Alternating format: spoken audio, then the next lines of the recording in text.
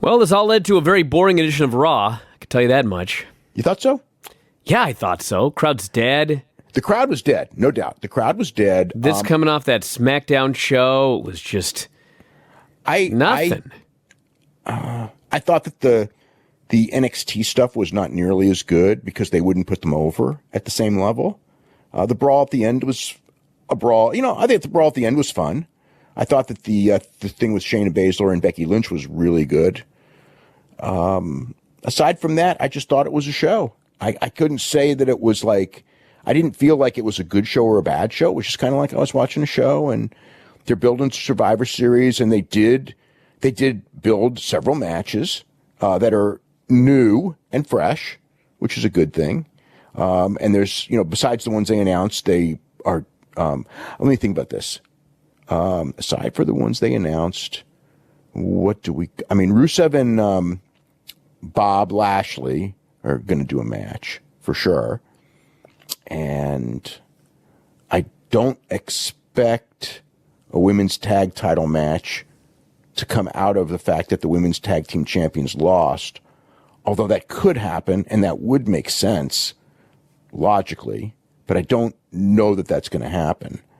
And then aside from that, we got the, I wonder, so normally you would have, okay, so we got the 3 tag team champions. We got the Undisputed Era, Bobby Fish and Kyle O'Reilly. We got the Revival, and then we've got the Raw tag team champions, the Viking Raiders. So they're in a 3-way. And then we've got the 3 women, Shayna Baszler and Becky Lynch and Bayley. And then we don't have the 3 major champions, which would be Brock Lesnar, Bray Wyatt, and Adam Cole, Bebe. So, because Brock is wrestling Rey Mysterio, which actually I thought that angle was really good too, the Brock and Rey thing. Where Rey actually hurt Brock and all that to build something. I mean, all these guys can't get any offense on Brock, and then Rey just destroys him. And Rey's really over right now. I mean, as much as anyone is, on that brand.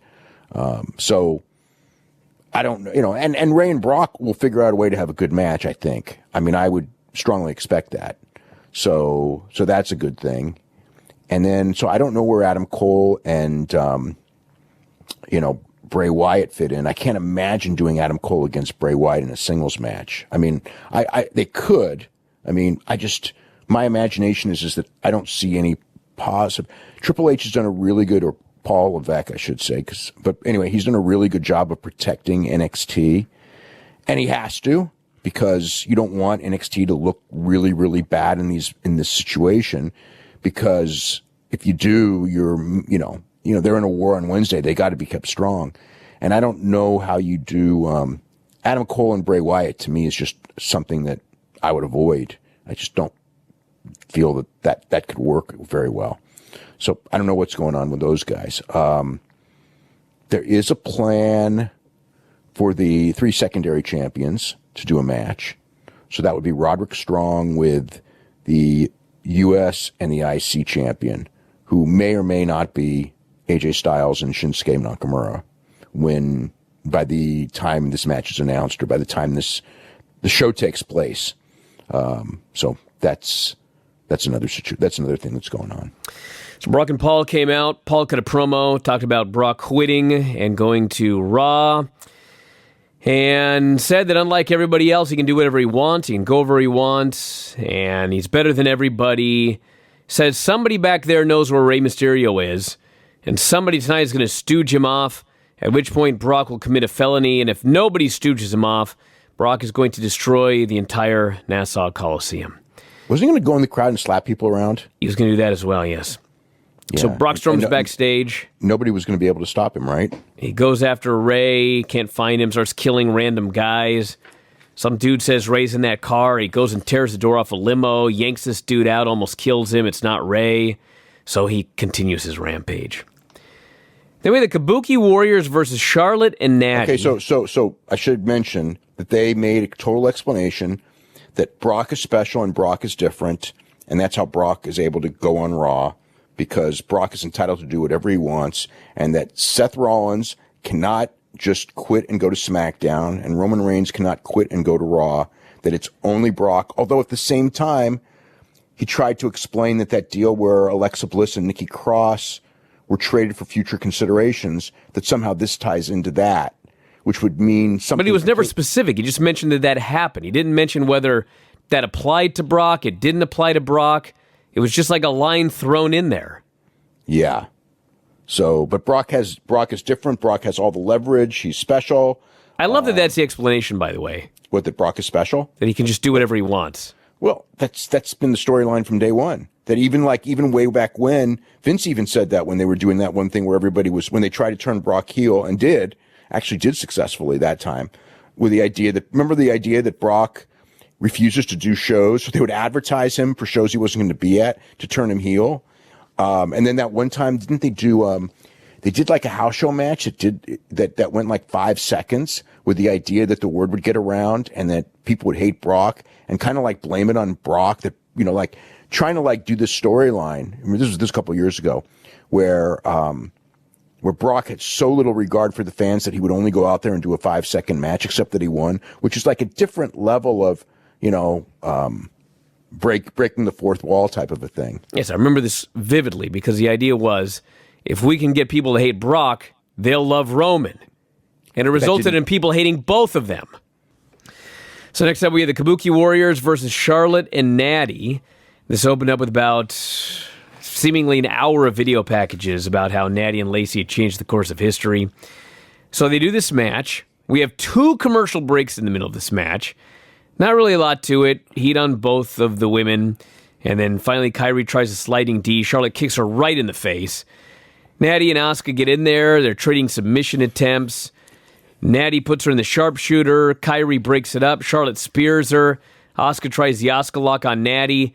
And then Natty just avoids it, puts her in the sharpshooter, and submits Asuka. Mm-hmm. What? You're not the only one. I know. You're definitely all not that talk of Asuka and Becky. Well, that still is the plan.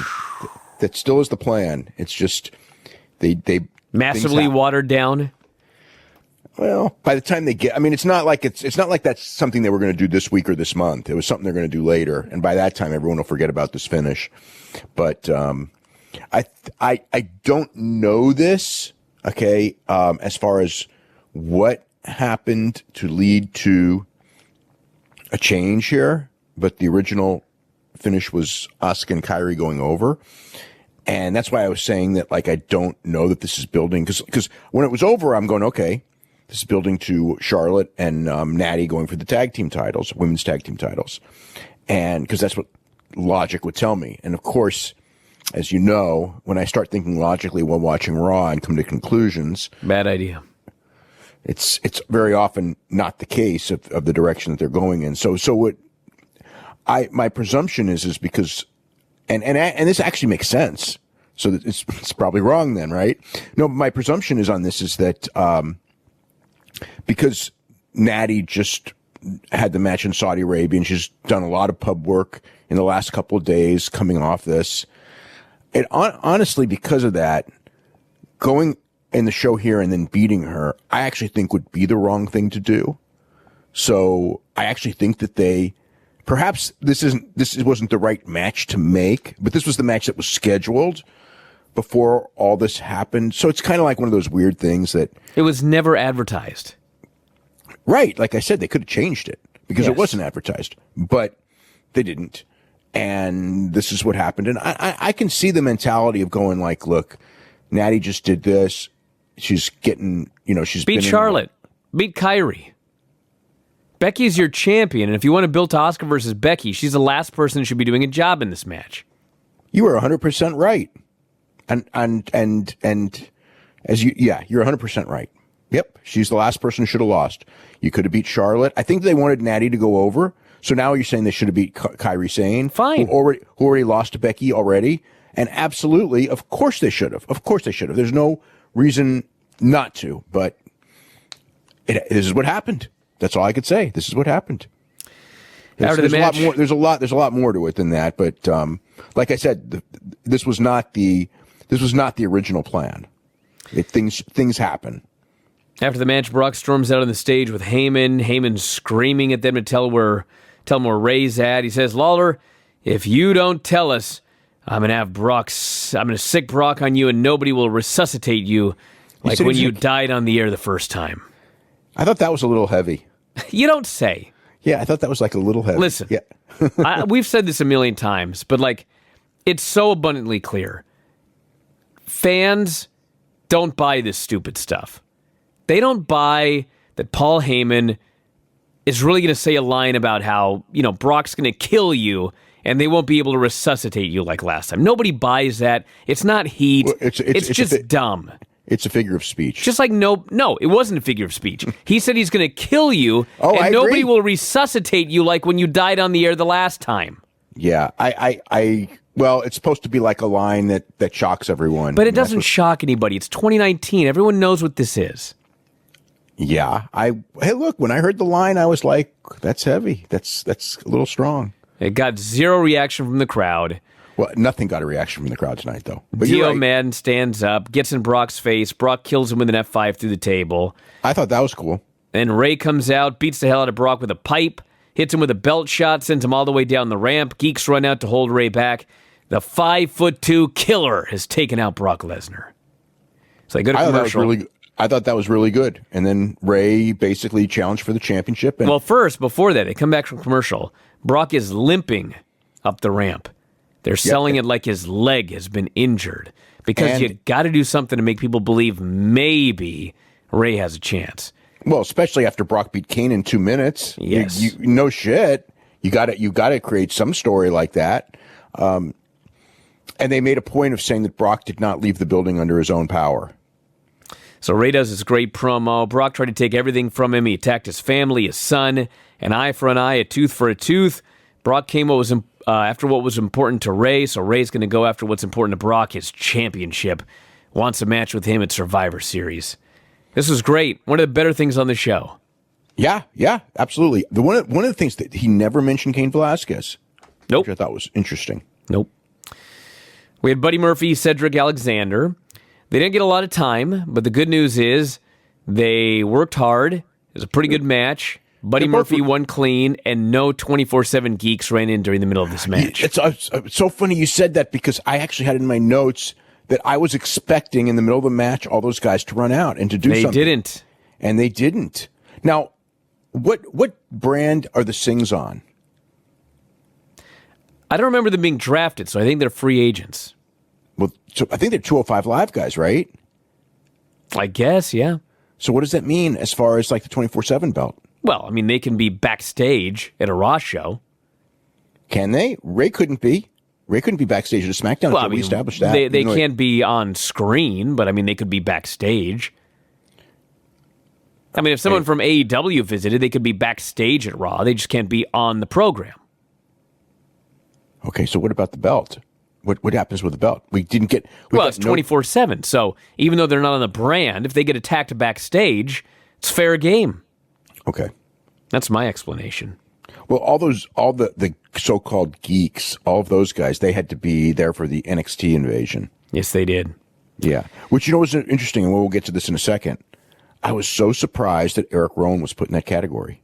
Coming right off of that Roman Reigns feud, and now he's in the, it wasn't the 24/7 guys, but he was out there with Hawkins and Ryder.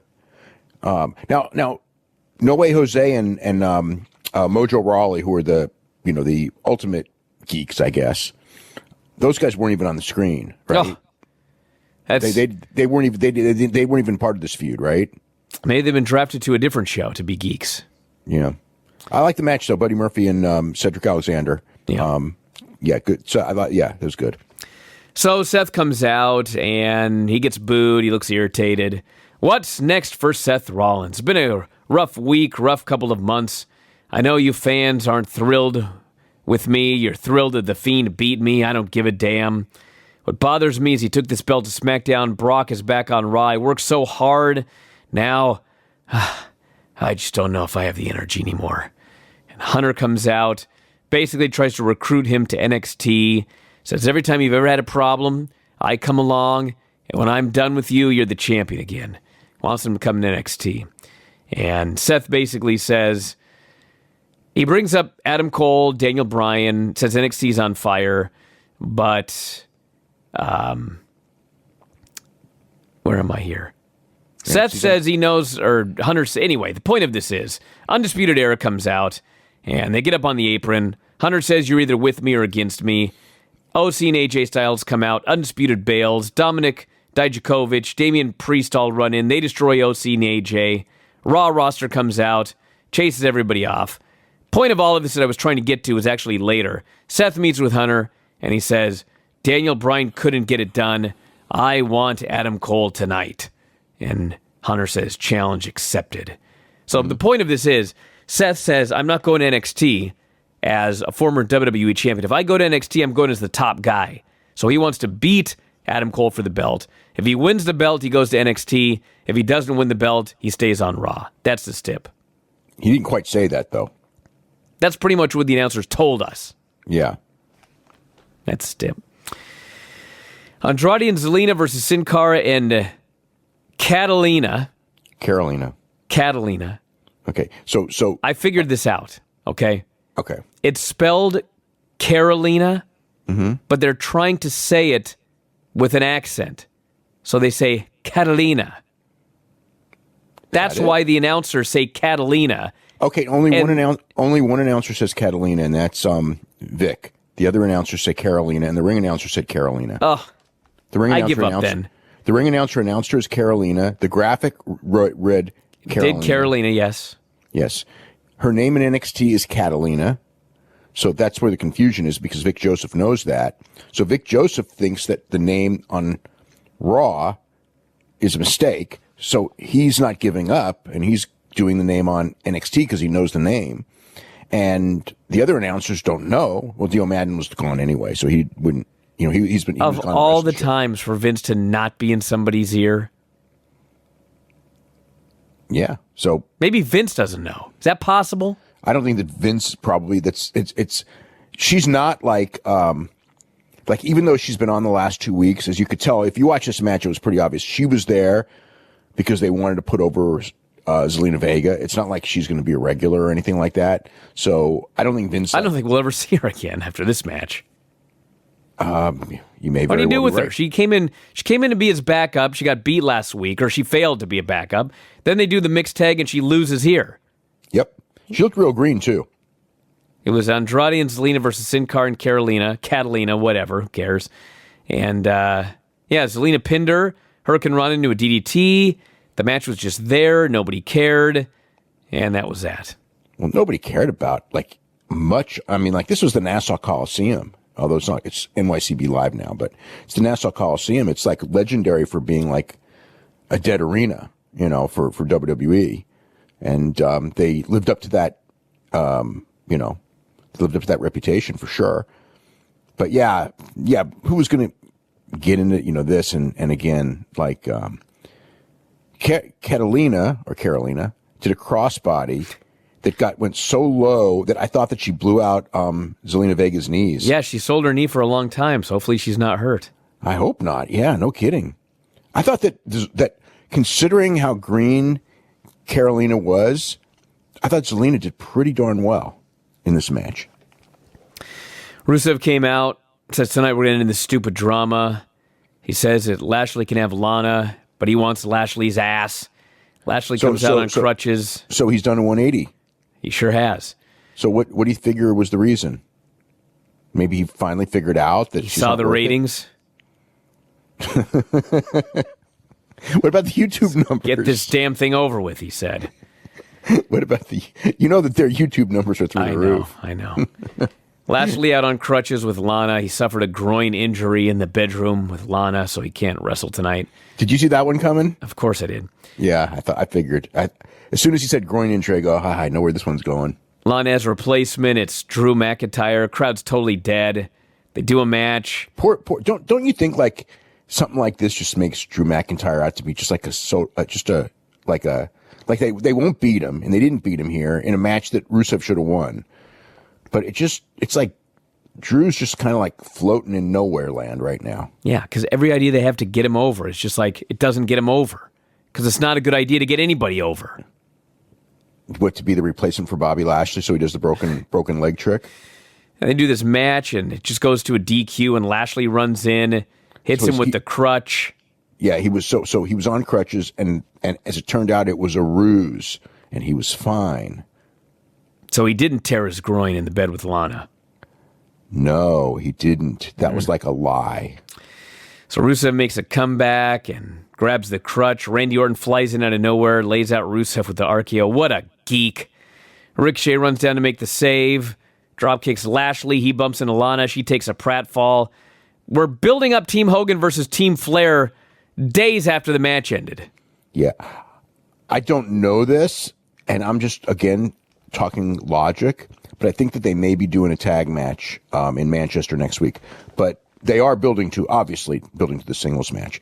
The thing that I thought was kind of funny, and was when Lashley beating on him, McIntyre just kind of looks at it and he just like walks away like, okay, it's like, this this is doing no good for me. And like, it's like, I'm just going to get out of it. I mean, obviously he was supposed to leave, but just the way he did it, it was just so funny. Then we got Becky with Charlie. Charlie says, this Shayna Bayley-Becky match might be the biggest challenge of your career. I'm like, what about WrestleMania? That was the second biggest challenge of her career. Oh, get out of here. The title's not even on the line in this match. Yeah. But she's going against Bayley. Shayna shows up, takes Charlie's spot. Says, I've been waiting a long time to meet you face-to-face, Becky. I know all about you. Everybody talks about you. A shining talent who came from NXT. Well, I'm friends with Rousey. We trained together. I know you beat Ronda at WrestleMania, but I'm not Ronda. And I'm not going to take my eyes off Bayley, but I'm going to pin you or tap you out at Survivor Series. She said she was going to take one of your limbs belongs to me. Becky says, I don't know if I respect you or I'm going to slap the head off of you, but it's going to be just like all the rest of them. I'm coming directly for you. They stand up and have a stare down. Shayna says, I'm really glad to have met you. And Becky says, bring your best. I'll show you the real baddest woman on the planet is. It was good. Yeah, this was really good. I thought Shayna did really well, and Becky Lynch is very good in these types of situations anyway. I thought that, and Shayna also, Becky Lynch also said that, she's not, I'm not taking my eyes off Bayley. So they're not taking their eyes off Bayley. And so Bayley's going to do a promo about how she's, because it felt like Bayley was the odd person out in this thing. But, yeah, good debut. Well, she is. Yeah, I know. Good debut for Shayna, though, as far as that aspect went. OC and AJ versus Humberto Carrillo and the Street Profits. Street Profits come out and brag about beating the OC 2 weeks ago. They have Humberto say this repeatedly in English and Spanish. Crowd's beyond dead. And even Jerry Lawler ridicules the Street Profits for bragging about having a win over the OC. Why should he ridicule them for that? I have no idea. I mean, they won the best in the world thing, and then they'd lost to those guys who made point that they weren't even in that tournament or whatever it is, the gauntlet match. So match was there. They do this match. There's multiple chin locks. Lawler calls Humberto a jumping bean in 2019. Wasn't that a bad line? Wasn't that such a bad line? Oh my God. Runs wild. Big moonsault on AJ. Anderson breaks it up. We got a 6-way. Humberto tries another Hurricane Run. AJ powerbombs him, puts his feet on the ropes, and pins him. Humberto, done. Yep. Third in a row. Done.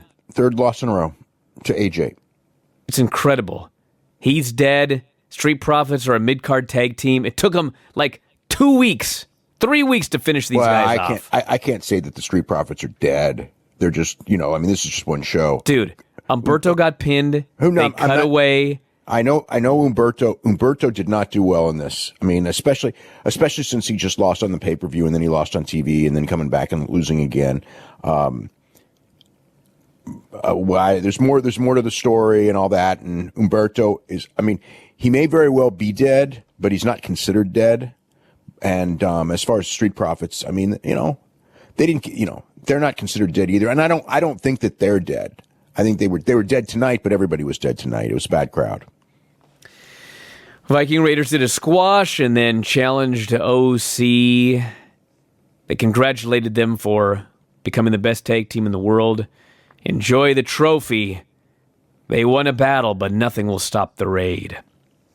So the people who they beat were called the East Hampton Polo Boys, and they were dressed up like preppy boys, and they just got thrown around. That was a really, I guess, a very New Yorkish thing. Then we had Seth Rollins, Adam Cole, NXT title. Adam Cole, Daniel Bryan, this was not. Wasn't terrible, but it was all right. I mean, yeah, but the other match was much better, sure. They had a match. They did some stuff. Undisputed Era ran in for the DQ. And then we had the big brawl there at the end. And there were a couple cool things, like Ricochet did a springboard, a shooting star. Keith Lee did a flip dive. But I'm just watching this, and it's like your typical Vince McMahon WWE invasion. It's so vanilla. It just comes off so fake. They got the incessant zooming and 55,000 camera cuts. It just didn't do anything for me. I've seen this. It never ends well. Well, the history with invasion angles in WWE is not good. So you're probably right. After that great SmackDown show, I thought this invasion was. I mean, I thought that the key to this invasion is that, essentially the guys that were out. I mean, how many you had Ricochet out there, who's like next. He's kind of like second tier right now. I mean, they want him to be first tier, but he's not there yet, so he's second tier. They don't want it that bad. Well, at some point they want him there, but it's very difficult. And Dave, it's not. They make it difficult. No. You're right. Of course, it's not difficult at all. They have a way of doing things that makes it difficult. But the thing is like, it felt to me like NXT was going against the, when you have like Hawkins and Ryder out there and people like that it's like this NXT invasion is against your lower level guys. And therefore it's a minor thing. Like you didn't have Brock out there. No, and I wouldn't have had Brock out there anyway, but you didn't have Seth out there, just as an example. You didn't have, was AJ out there in that segment? He may have been. I don't know. Cause AJ is going to be working with some of those guys. But I think that they were. I think AJ Giles and Anderson were out there, but most of it was just like a lot of I wouldn't even bother with the undercard guys. I think you want their top guys against your top guys. It wasn't like we had undercard geeks from NXT. It was also interesting is that they brought in Damian Priest and they brought in Dijakovic, and I think that is probably the deal of we need some big guys. We need some big guys out there. So, not that Dijakovic isn't good and athletic, because he certainly is.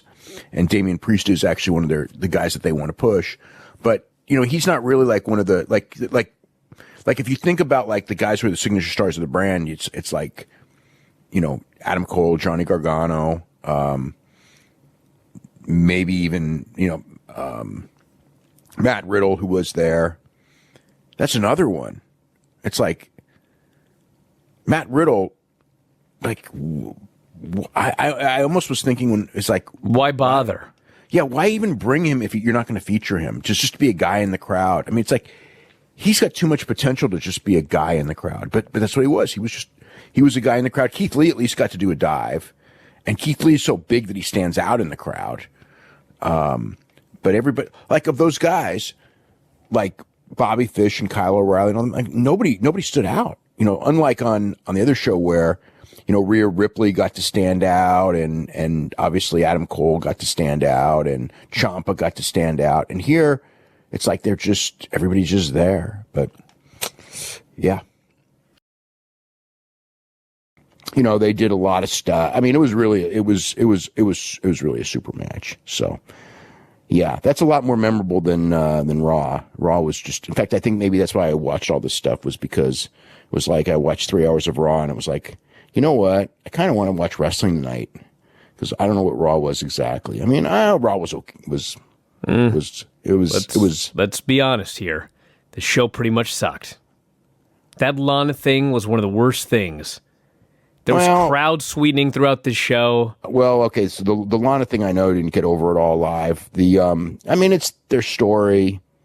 That's, it's like that's their story that they're doing. I know it's a weird one because we'll see how it does with the quarters, but ratings wise, it's been kind of a positive. Obviously, the YouTube thing has been through the roof. I know a lot of people absolutely hate the angle, so but they're going with it. The thing that the thing that cracked me up on it is I didn't even notice this, but when she comes out, because usually she comes out and they announce the ravishing Russian Lana, and it's like she gave up that Russian gimmick how long? I didn't even realize she was still Russian, and she talks with like no accent at all. Well, she slowly was doing less and less and less and less, but since this angle started, it's been nothing except the word Rusev. She doesn't do it at all. She never talks about. She's freaking as American can be, I guess whatever. It's just so funny, like that they called her that, and it's just like she gave up that gimmick so long ago. Give her a new nickname or something. You know what I mean? It's so I don't know. As far as well, let's get this over with. This show. Okay. Becky comes out. They announce it is Becky and Charlotte versus the Kabuki Warriors because Natty has family issues. There's no obligations. No angle to get her out of the match. Nothing. She wasn't there. She was advertised. Think about this. They advertised her on SmackDown. Well, the day that they were doing a double taping. Yeah, that makes you can't justify that. There's no way to justify that. To advertise her. It's like, okay, it could be worse if it was done on a pay-per-view, where they advertise you on a pay-per-view that you're actually paying to see, or but here's the thing, okay? And this isn't justifying anything, but this is WWE mentality. WWE, as we've mentioned a million times, and people get so mad at this, but this is a fact. You cannot argue this fact. WWE has the belief that they can advertise anything they want and not deliver. Now, Yes, that is a fact, but that doesn't mean it doesn't suck. No, it's not a justification for anything. It's just this is what they believe. They believe as long as we can advertise whatever we want, as long as we give you a show, then that's fine. And everything else, it doesn't matter what we advertise because we were giving you a show. How when you know full well when you're advertising on SmackDown, a Raw show that's being taped right after SmackDown, and in the same, it's not like you're doing an angle to take Natalya out of the match. It's like Natalya was in California, I believe. She was somewhere. I think she was in California actually, but wherever it was, she was not in Manchester, England that night. Okay. So advertising her, it just made, you can't justify it. So it is what it is. It's not, I don't know how you explain it. I don't know how you defend it. Obviously, there's going to be people who are going to twist things around and figure out a way to defend it. God only knows why, but they will.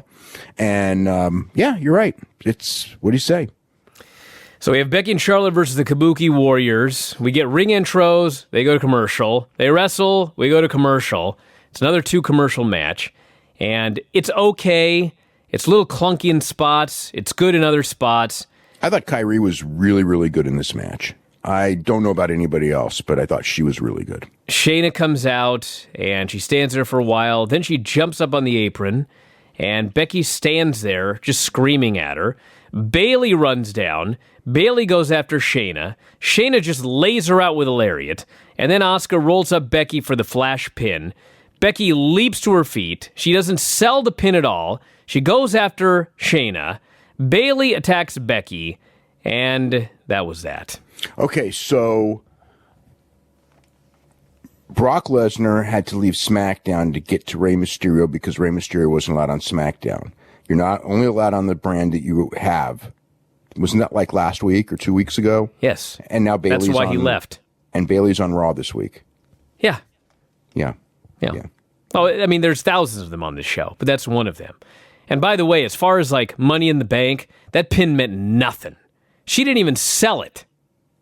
No, this isn't the big one. This is just starting the story. This whole thing sucked. Hey, what do you? I know. I don't think there was anything inherently wrong other than the fact that they tell us that people aren't allowed on the other brand, and there's Bayley, and it's just like, and I get why. I mean, it's like, yeah, they're building up a match with Bayley and Shayna Baszler and Becky Lynch, so they all should be there at the same time. But if that's the case, if that's the direction that you're going with this show in November, in October, you shouldn't be telling people nobody's allowed on the other brand when the very next pay-per-view you're doing in November is all about people wrestling people from other brands and going on the different shows to build those matches up. But I'm not, again, if you were looking for consistency from WWE, you're looking in the wrong place. You're looking for a lot of things from, so yeah. Ricochet's with Randy Orton. OC shows up. They try to kick Humberto out of the locker room. Ricochet sticks up for him. OC mocks Ricochet for being a superhero. They want a 3-on-2 match with Humberto and Ricochet, but AJ says WWE management will not allow a 3-on-2 match. He tells them to mind their own business, get to stepping. Don't we have handicap matches like... We had one 10 minutes later. Yeah, well, that was a joke match. But no, you're right, though. But we've had 3-on-2 matches and things like that. Yeah. Well, maybe in this instance, it doesn't really matter because the whole thing was to build up for Randy Orton to show up and make it a 6-man tag. So Randy Orton showed up and they made it a 6-man tag. Drew McIntyre, Sin Cara, crowd is dead. Sin Cara doesn't talk about dive. the Sin Cara real quick. Let's finish this, then talk about it, because boy, was it obvious when this was over. Sin Cara does a match. He does a dive. He gets headbutt out of midair, tries a springboard, gets powerbombed onto the floor, thrown into the ring, Claymore kick, 1, 2, 3. It was a glorified squash match. I mean, don't even tell me that there's like heat on Sin Cara for that storyline not getting over, because that storyline had zero chance. Just treated like a total jobber here. And then today, he's never, he's not in the plans. So it's like that's the deal. Sin Cara is not Sin Cara. I mean, essentially, he's on the low level. Drew McIntyre's near main event level. If you have a match between the two of them, you're probably going 6 minutes or less, and they went less. But it's Drew McIntyre winning clean. Sin Cara gets a few moves in. That's exactly what I would expect from this match. Well, now he wants out, and I can't blame the guy. But he is under a deal, so he's stuck. Pretty much, unless they let him out. So the deal is there are people there who believe that all these guys should be let go because they're unhappy and all that. And there's other people who are like, no one's getting fired. I mean, and no one's getting released and no one's, whatever. So I don't know what's going to end up happening. Let me say something here, okay? I'll grandfather in people that have been under contract for 3 years or more, all right? But anybody in the last year and from this point forward that signs with this company and at some point decides that they want out, I have no sympathy for you. Well, you know the score. You know the score. You need to presume you're going to be in a storyline that is going to be embarrassing to you and your family. You need to presume that you're going to be beaten regularly. You're going to need to presume that you're going to be in storylines that don't make sense. Like anybody who signs with this company and gets upset about it, I have no sympathy for you. You know what you're going to get. Okay. If you get upset, you can get upset. If you're whatever, but okay.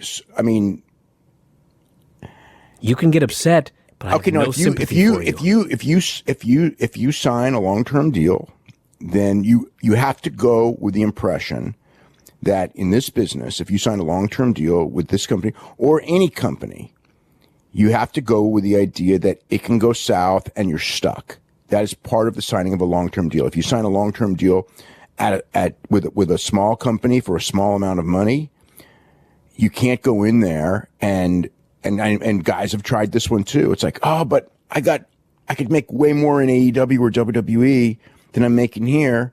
So just release me and let me go. And it's like, no, you signed a long-term deal at this pay. I mean, here's the thing. Guys should not sign long-term deals unless they're paid. The companies do have a lot of leverage. But if you can try to keep your deal short, I would make that advice to everyone at every level. I know it's hard, especially with WWE, because they want everyone for 5 years, but and not everyone has leverage. I mean, Rey Mysterio got an 18-month deal because essentially this, it was like he didn't need to go. Okay, I mean, it was he got a good deal. He got a good deal all around because they knew full well that if he wasn't happy, he wouldn't sign, and he had many options. So, but the thing that guys got to know, if you're good, and this is only if you're good, you have many options. So, I would sign for the least amount of time possible, because WWE's probably not going to let you go if you're good. If you're not good, then you got a lot less leverage, and then you're kind of under the thumb. But if you've got real talent right now, I wouldn't go that long if you can help it. So then we had Rowan backstage. He's got a cage. The camera is inside the cage. He's baby talking the camera. It's supposed to be an animal or something. It's a mystery. We don't know. And it's a small cage. Okay, that's nice. Truth versus the Singh brothers for the 24/7 title. So, first off, yes, here is a 2-on-1 match. 15 minutes after we were told you can't have a 3-on-2 match. Well, also, it's a handicap match for a singles championship. Not just that, they made it abundantly clear. One of the only rules of the 24/7 title is it is not up for grabs during matches. Now it's being defended in a match. No. It's not up for grab during certain matches. Not only certain matches. Yeah. When Shane McMahon tells you that it's not up in this time frame. So it's not like they've never said it's not up in matches. No, actually they have. The announcers have said that. Like if the Singh brothers are doing a tag team match, the 24/7 title is not up for grabs during that match. They have stated that as a rule. Now they have changed the rule. Not as a rule. It's been stated. It's been stated as in certain matches. It's an individual thing. It's not a hard and fast. You rules. will get feedback tomorrow that I am right. I remember this abundantly clear. Shane McMahon also did do things where during the course of this show, the 24/7 title is not up for grabs. He did do that as a separate thing. But they've had many 24 title matches for the 24/7 title. Actual matches for the 24/7 title. That's not, they've had, not many, but at least 4 or 5 that, when they just go, okay, this match, R-Truth had a match, I remember on SmackDown, where it's 24/7 championship match. There've been a few of them. So it can't be a rule that it's not applied, they've had matches for the championship already that are actual matches, not just backstage silly things. Well, they do a match and the Singhs just leave. And the crowd boos thunderously. They go backstage. They run away. They run into the women's locker room, but we don't actually see in the women's locker room. They just run in and run out. We hear screams. They go into another room.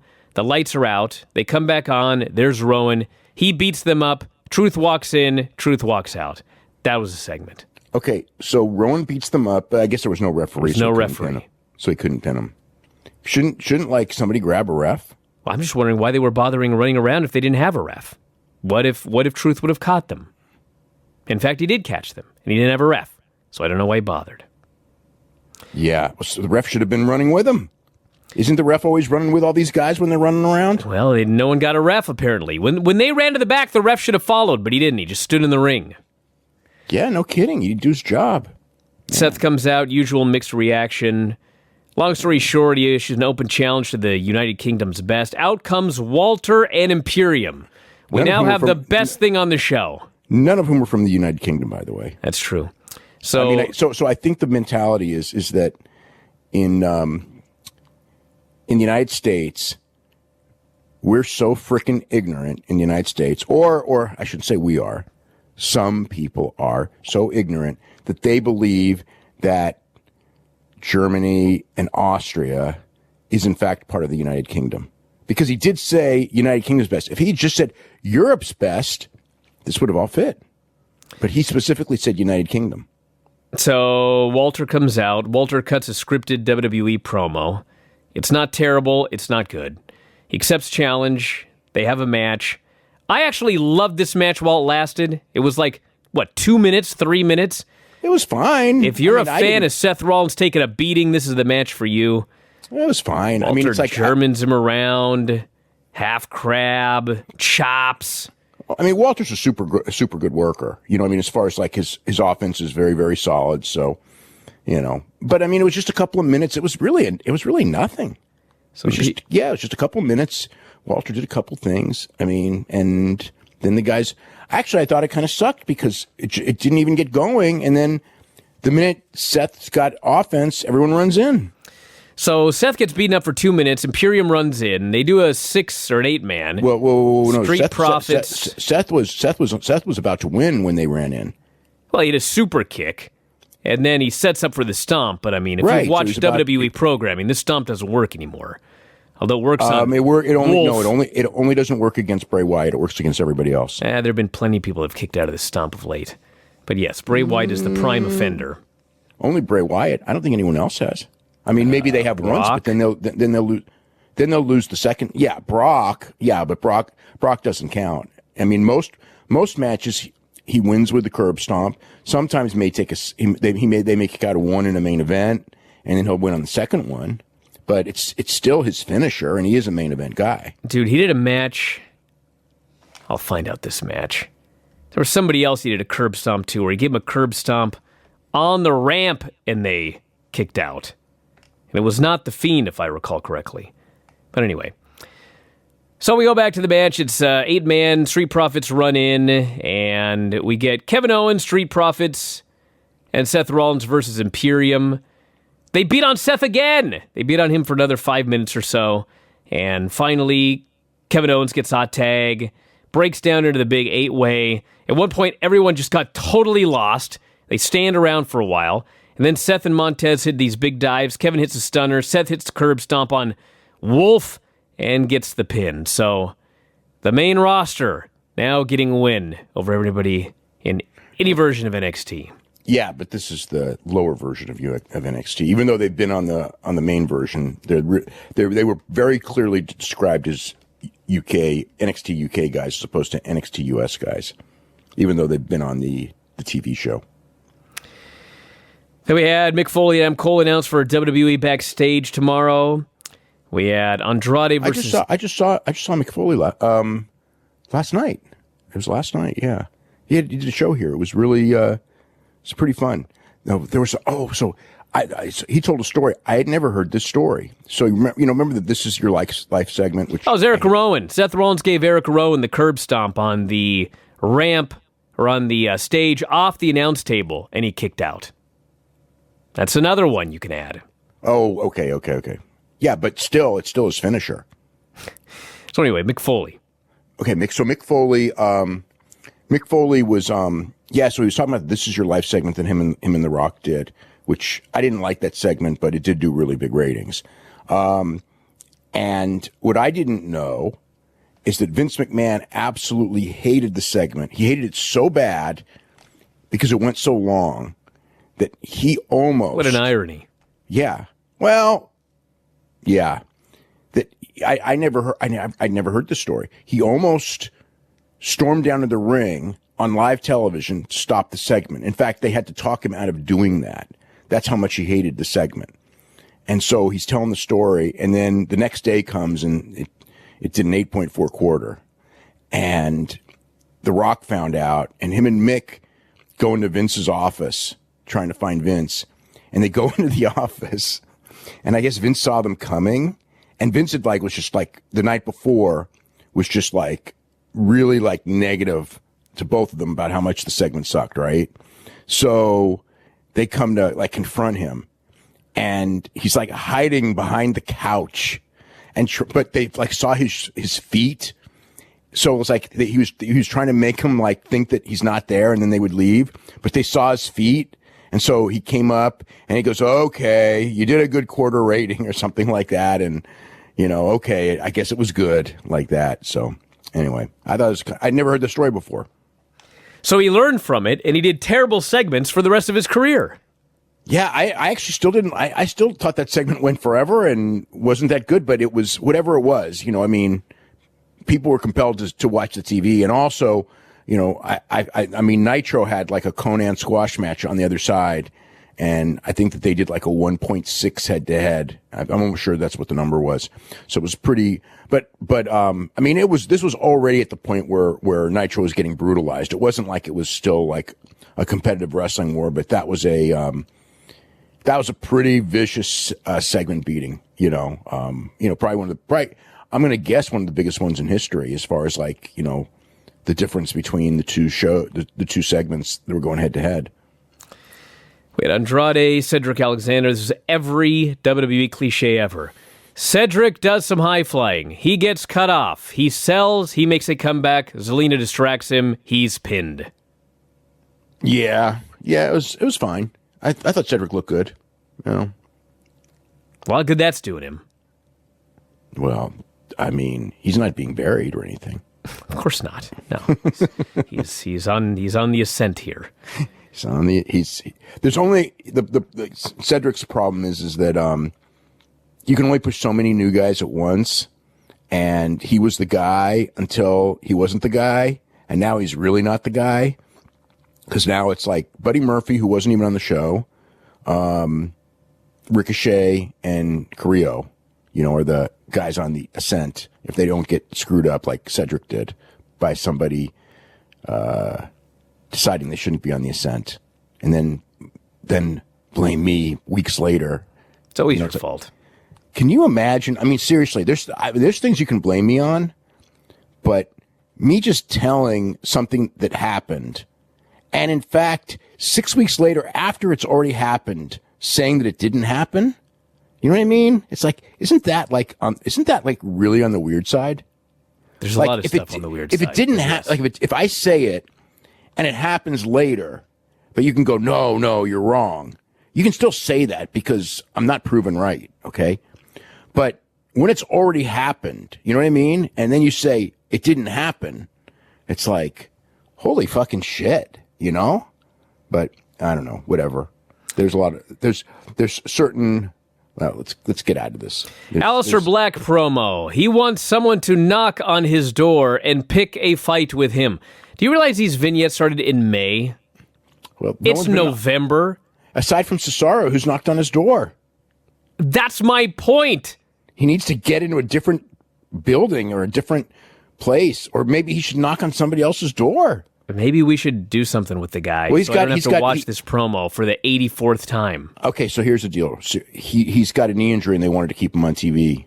But I guess he could do a different promo at this point. Veterans Day package. They do this really nice video package, and then they go from that to Lana coming down to the ring for the worst segment in like at least a week or so. Okay. Dude, we had the Hell in a Cell finish 2 weeks ago. That was worse than this. That was way worse. That was way worse than this. Okay, so it's been 2 weeks. And the Hell in a Cell finish was more than 2 weeks ago. That was that was a pay-per-view back. The last pay-per-view was Crown Jewel, and that had the Braun Strowman match, and it had the Brock Lesnar-Cain Velasquez match, and that was worse too. She comes out, says, I have something to say. Long story short, she started having sex with Lashley 7 weeks ago. It's their sex-iversary. The sex is beautiful. She said sex 50 times. I was monogamous with Rusev, now I'm monogamous with Lashley. Fans are just hating this segment. She goes, have you ever fallen in front of the world?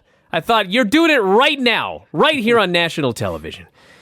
She says, I went to the doctor after I fell down, and he said everything was ravishing about you. You're 5 weeks pregnant. No, 9 weeks pregnant. 9 weeks pregnant, whatever. The number's really important because 5 weeks pregnant, it would be Lashley. It would be important if this were any good, but it sucks. So she's 9 weeks pregnant. She had sex with Lashley 7 weeks ago. That means Rusev impregnated her. Rusev comes out. With a 15-pound Machka baby. Now, have you ever heard of a 15-pound Machka baby? Well, if there was a 15-pound Machka baby, it wouldn't be 15 pounds 9 weeks in. I could tell you that for a fact. Yeah, but I heard, but I always thought that this was like, kind of like bullshit. But I actually heard that Alexander Karelin was 15 pounds at birth. Now, I personally don't believe it, but if anybody was 15 pounds at birth, it would be Alexander Karelin. It might have been. I know. But, and maybe that's where she got the 15 pounds from, but. Yeah. So Rusev comes out. Also, so she's got this 15-pound Machka baby in her, and she looks exactly the same. Well, because it's fake. She's I not know pregnant. that, but perhaps she could like wear like a different costume, because people that are not pregnant in television shows do play pregnant parts, and they do like dress them up to where they can look pregnant.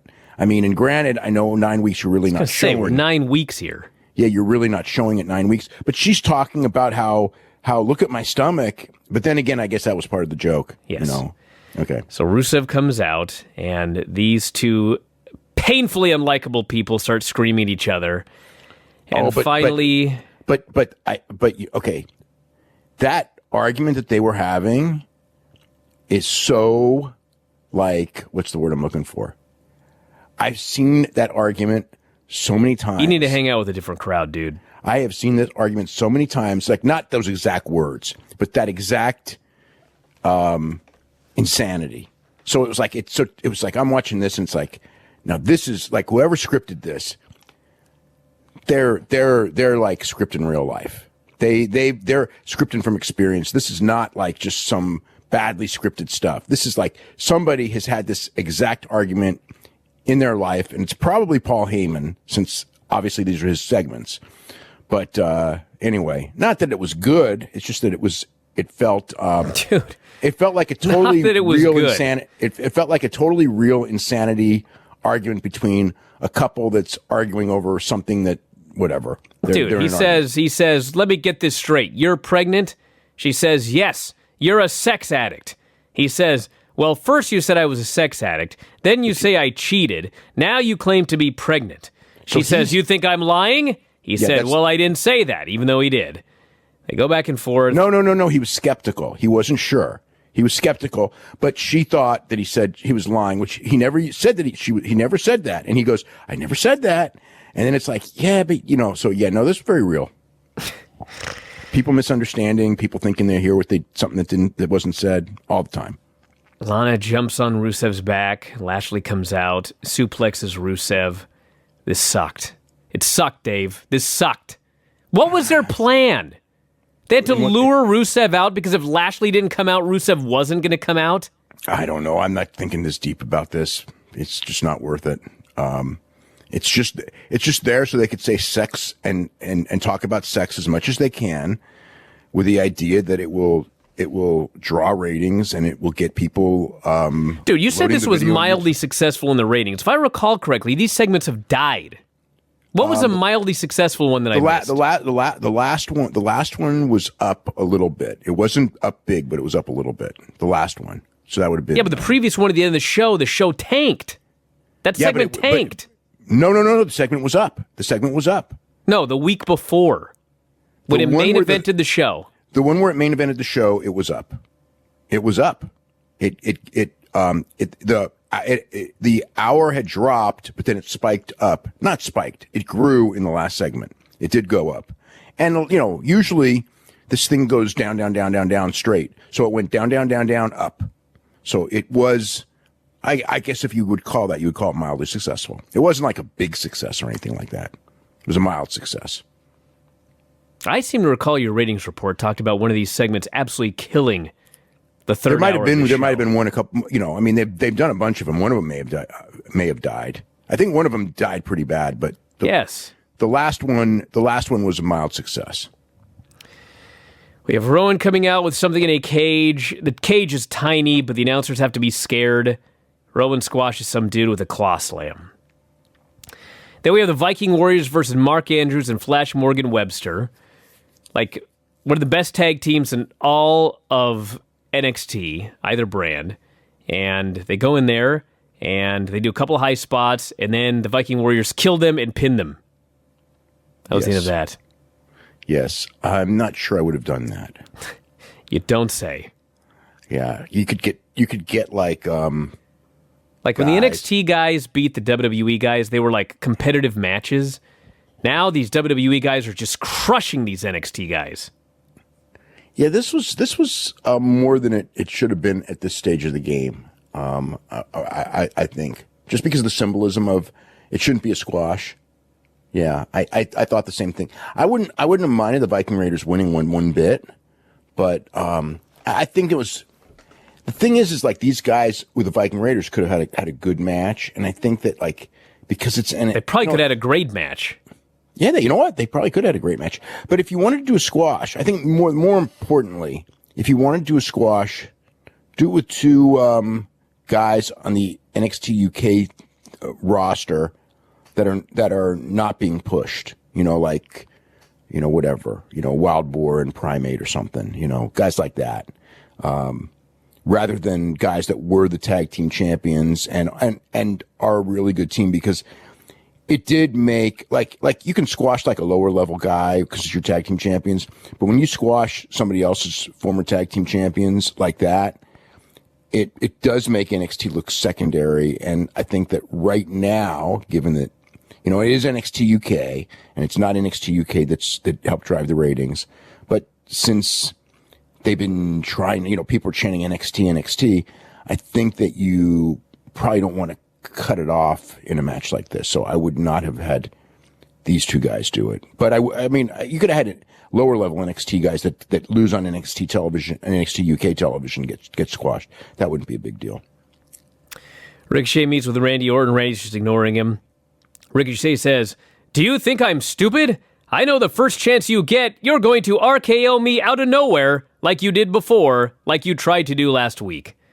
Orton says, "Dude, last thing you need to do is let me get into your head." He walks off. So he already did. He's in his head. Dude, this Ricochet Randy Orton thing. Is this going onwards? Yes, it's going onwards. Okay. Ricochet is coming across like a teenager who's really worried about dad getting angry. Like, he's standing on the apron looking at Randy Orton like wide-eyed and scared. I'm like, what am I watching? Like, is he going to date Randy's daughter next or something like that? What's coming up next? I don't know. Does Randy have a daughter? I don't know, but that's the vibe I got here. He's coming home late and dad's angry. How late? Like after 11 or after midnight? It depends on what Randy's rules are. I don't know what Randy's rules are. I don't even know if he has a daughter, like I said. It's Orton and Humberto and Ricochet versus the OC. Wait a minute. Ricochet's got a girlfriend. He's cheating on his girlfriend with Randy's daughter? I don't know. Ricochet wanted to tag early. Randy deliberately gives it to Humberto. Ricochet's just all worried. Why isn't Dad tagging me? Ricochet avoids a charge. AJ bonks into Randy. Randy gets in the ring and starts screaming at Ricochet. "You're grounded, kid." Go to commercial. They come back. Ricochet's making a big comeback. Gets cut off. He grounded Ricochet? This is what it looked like here. Oh, man. Gallows knocked Orton off the apron. Ricochet makes the tag to Humberto. Okay, now if he's grounded, does that mean he's not allowed to fly? Well, I don't know. I mean, I didn't see a lot of flying after that point. AJ, Wow, he was grounded. Did he have to go for go to detention like after the tapings were over too? detention and being grounded, Dave, are two different things. One's school, one's home. I know, but it's still being punished. He was at school. He was at school while this is going on. Anderson cuts off whoever, I don't even know. Breaks down into a four-way. Everybody hits a big move. Carrillo hits a moonsault off the post on the Gallows and Anderson. And finally, Orton teases attacking Ricochet, but then he turns and gives AJ the RKO. Tags in Humberto. He does a moonsault, gets the pin.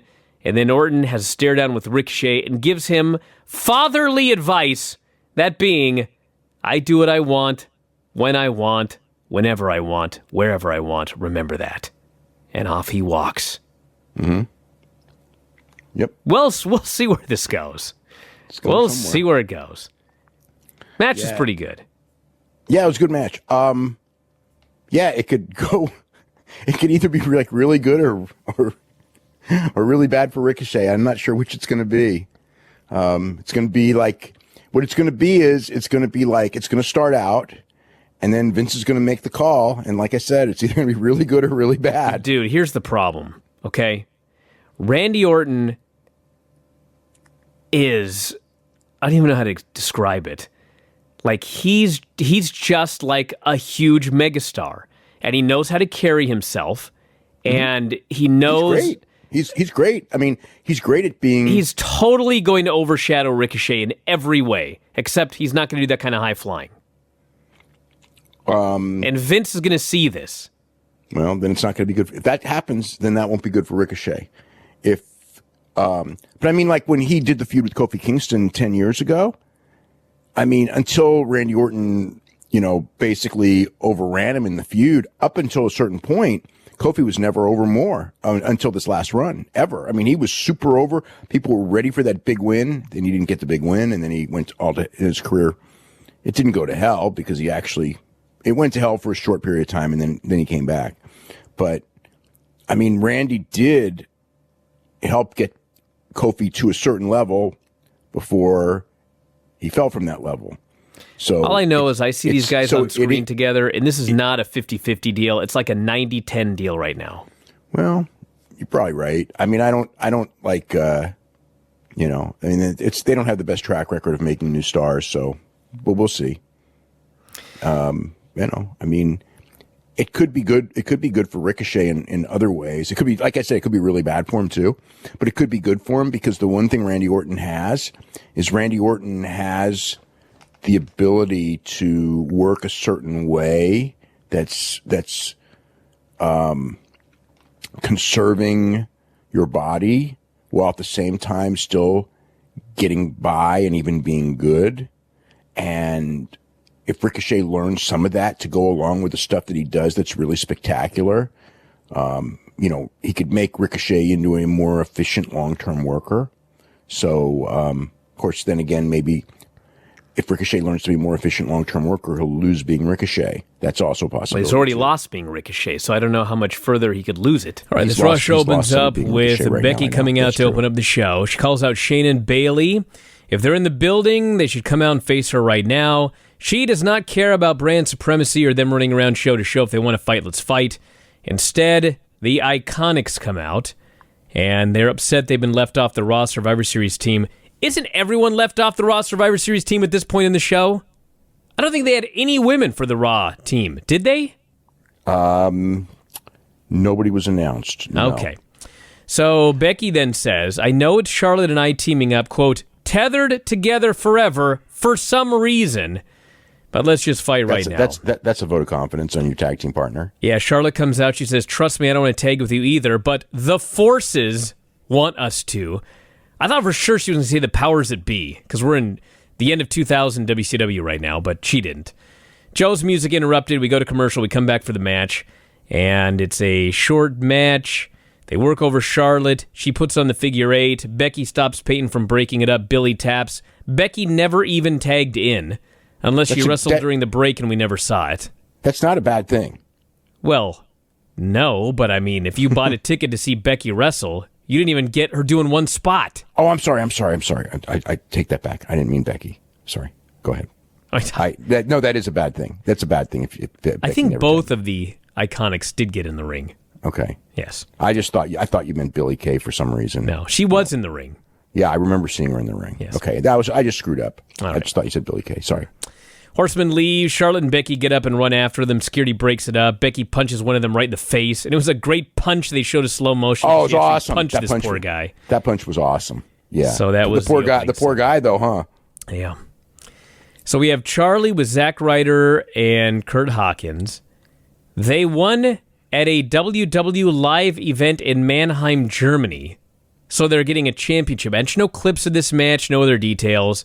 Authors of Pain show up, and they just beat them up and make them look like geeks. Yeah. So, man, if I bought a ticket to that Mannheim, Germany show, whew, what a payoff. I don't know that it's that serious of a thing, honestly. Well. But I guess AOP is going to be probably feuding with the Viking Raiders. Why would you do a match in Mannheim, Germany, and say that the winning team gets a match on Raw, and then have Zack Ryder and Kurt Hawkins win, who clearly don't want to have a match for the titles on Raw, and then just beat them up and make them look like geeks in this segment? I know, because they could have just, beaten them up in the, they could have just run in and beat them up in the ring. Or, not do any of this. Well, I think they want obviously they want the AOP to beat somebody up.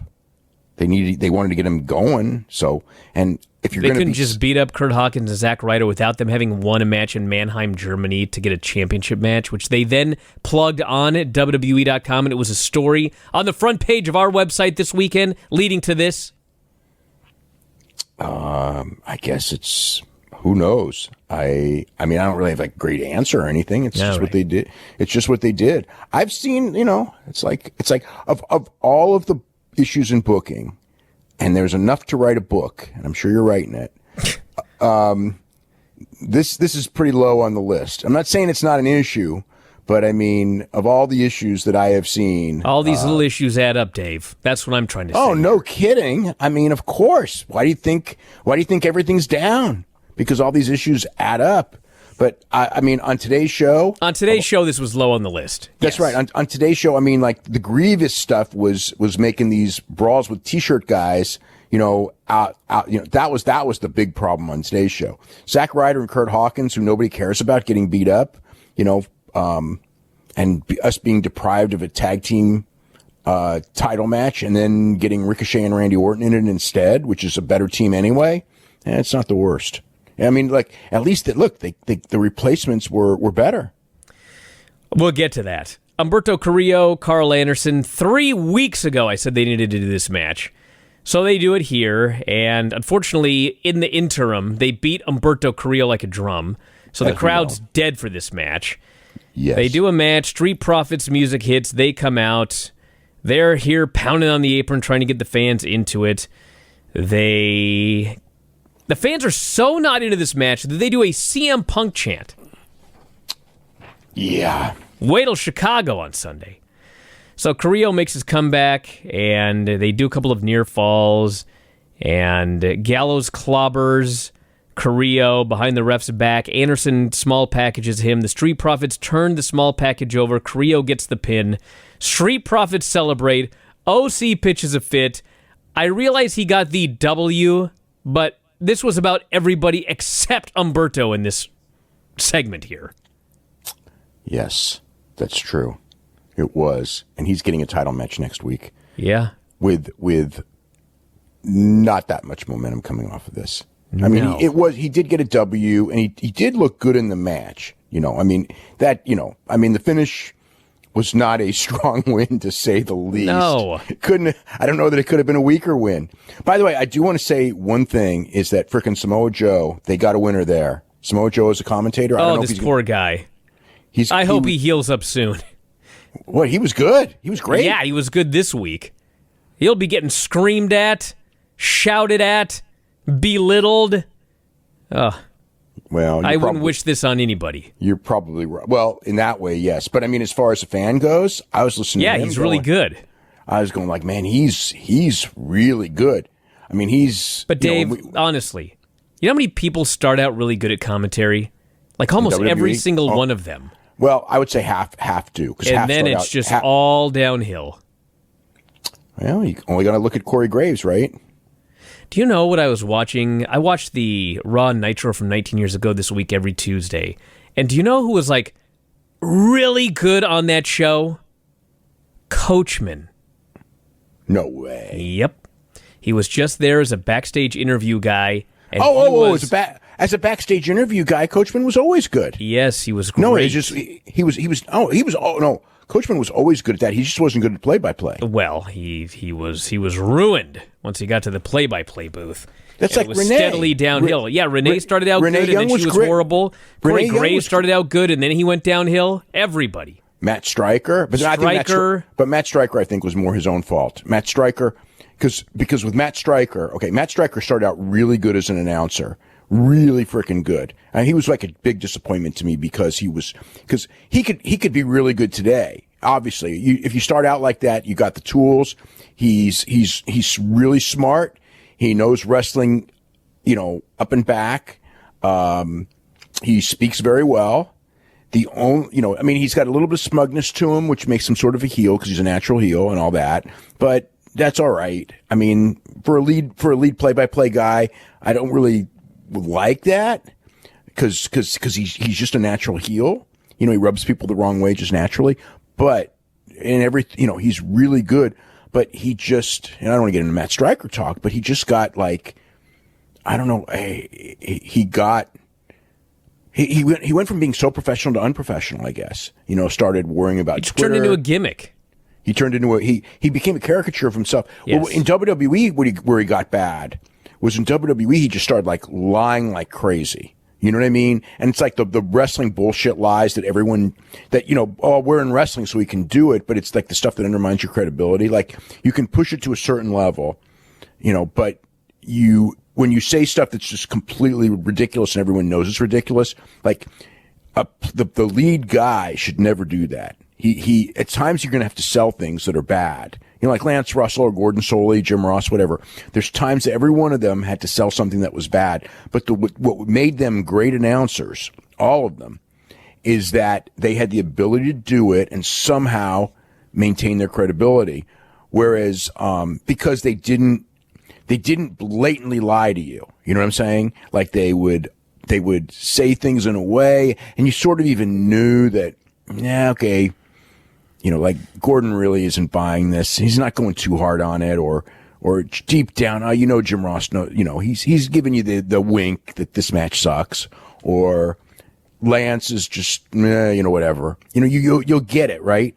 So there's a fine balance, and it's very tough, but with Stryker, he would just he got in this thing where he would just say anything.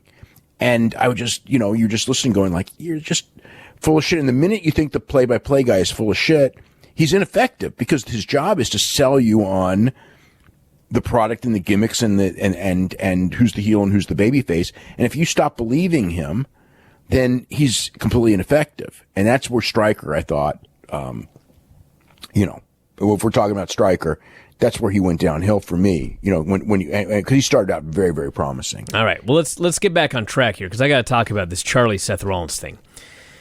Seth Rollins is doing this promo because tonight he is going to face Andrade, and if Andrade wins, he will replace Seth Rollins on Team Raw.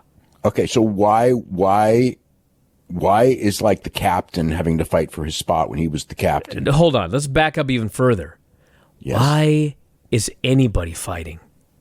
I don't know. You don't know? That's the whole point of Survivor Series. Okay. The fact that we don't know why anybody would care about this is that's the biggest plot hole of all. Why is anybody fighting here? There's nothing on the line. It's not like there's Royal Rumbles. Brand supremacy. Oh, come on. These guys just got drafted. They didn't even have a choice where they went. They got randomly drafted from one brand to another. I was hotter when Seth was comparing himself to Tom Brady. Tom Brady, he's like a frickin', dude. But that's okay. I mean, he was trying to babyface himself. You name drop Tom Brady in Boston. It's the best name to name drop to get a babyface pop and all that. But it was like, God, you're comparing yourself to Tom Brady. Come on. Well, let's get back to this. Why is everybody fighting? Because they all got T-shirts for their birthdays, and everyone with the same T-shirt has got to be fighting everyone with a different T-shirt. Why? Because of the T-shirts, the power of the T-shirts. Dave. You have red guys, you have blue guys, and you got, was it gold and black guys? It's just black. Well, there's gold on those shirts. I'm sure there was some gold. What? But, dude, how do you have a Survivor Series, brand versus brand versus brand, and there is nothing on the line? Not one thing on the line. There's no reason for anybody to be fighting at the Survivor Series. Can't they they can't even bring you like a trophy? I can think of 5,000 different ideas they could do. They didn't even bother coming up with one. No. We don't even have the GMs. Where like last year Shane was really angry and he wanted his team to win or whatever, which went nowhere, by the way. But at least they started something like, oh man, if we fail, Shane might fire us. We don't even have that. We have nothing. They really did. They all did fail, and he didn't fire people. But yeah, you know they dropped the angle. Yeah, but I mean, like here, it's like the least they could do is have like this scoreboard, right? And it's like whoever wins, like gets maybe they could get an advantage in the Royal Rumble or something. Anything. Hey, you know what? Anything. Last year we did have a scoreboard because I was told when the show was over that SmackDown lost every single solitary match. Then Even I though they watched won the show one. next Even week. though they won one. And then I watched the show the next week, and there was zero follow-up. So now, a year later, you want me to care about the Survivor Series and who wins? Hey, what can I say? I mean, I'm watching this stuff too. I'm not invested in it. How could you be? I'm not to mention, we don't even know who's on what team. I'll get to that in a minute. I don't want to get ahead of myself. Okay. Let's talk about Lashley and Lana. Okay. You know what? This is a really good point there. Okay. If the guys and the women of the teams all came out and were fighting each other selectively, 5-on-5-on-5, we would probably have a pretty decent focus on who's on the team. But instead, we got a million guys out there fighting randomly. Totally at random. All these guys out there, most of whom aren't on the team, some of whom are going to be on the team, okay? And when it's over, it's yeah, no shit. I couldn't, I said before, the last show that we did, I remember in the past, on Survivor Series, weeks out, you go, Dave, what's on Survivor Series? I would give you every match off the top of my head because they've done their promos they've done their promos together. They've done their angles together, and there's reasons and there's talk and all this.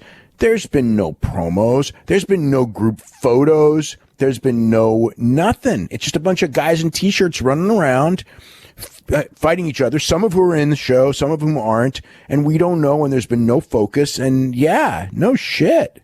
Yeah, why, all you got is this nebulous Raw, SmackDown, and NXT, and it's okay, so who are I don't say baby faces and heels, because that's sort of passe in a sense, but it's but no, why? It's not. Well, it is to a degree. It shouldn't be. If they make it that way, it is. Well, they made it that way. I mean, look, how can we have babyface and heels when they team up? Okay, they're all teaming up. There's babyface and heels together except in the tag team match, the 3-way, and the singles match. But the men's match and the women's match, we're going to have babyface and heels together. So that's out the window. But okay, who am I going to have a rooting interest in? What's the purpose? And the thing is also is in storyline, where does this? The only thing in storyline is that probably some people in the matches on the same team are going to feud with each other because they screw up, and then we'll get programs coming out of Survivor Series off of that. But that's the only repercussions is if something like that happens. And God knows here we may not even get any of that either. Lashley and Lana out with No Way Jose, who doesn't even get an entrance anymore, which was the only thing he had. Lana says she filed for divorce this morning. They show a restraining order on the big screen, which includes both of their real names. Because it's a shoot. What's the purpose of saying their name is Catherine Joe Perry? I mean... And especially because his name is Miroslav Barnyashev, which is a way cooler name than Rusev. So anyway... Yeah, it's a lot harder to pronounce. She says Rusev can't come within 90 miles of her. Lashley tries to correct her. She says, I meant 90 days. I meant 90 feet. She can't even figure out what she's trying to say here. Oh, I get so nervous when he's around, she says. Okay, do you want to know the script on this? Because I actually know. Well, tell us. Okay. She was supposed to say 90 miles. She was not supposed to say 90 days.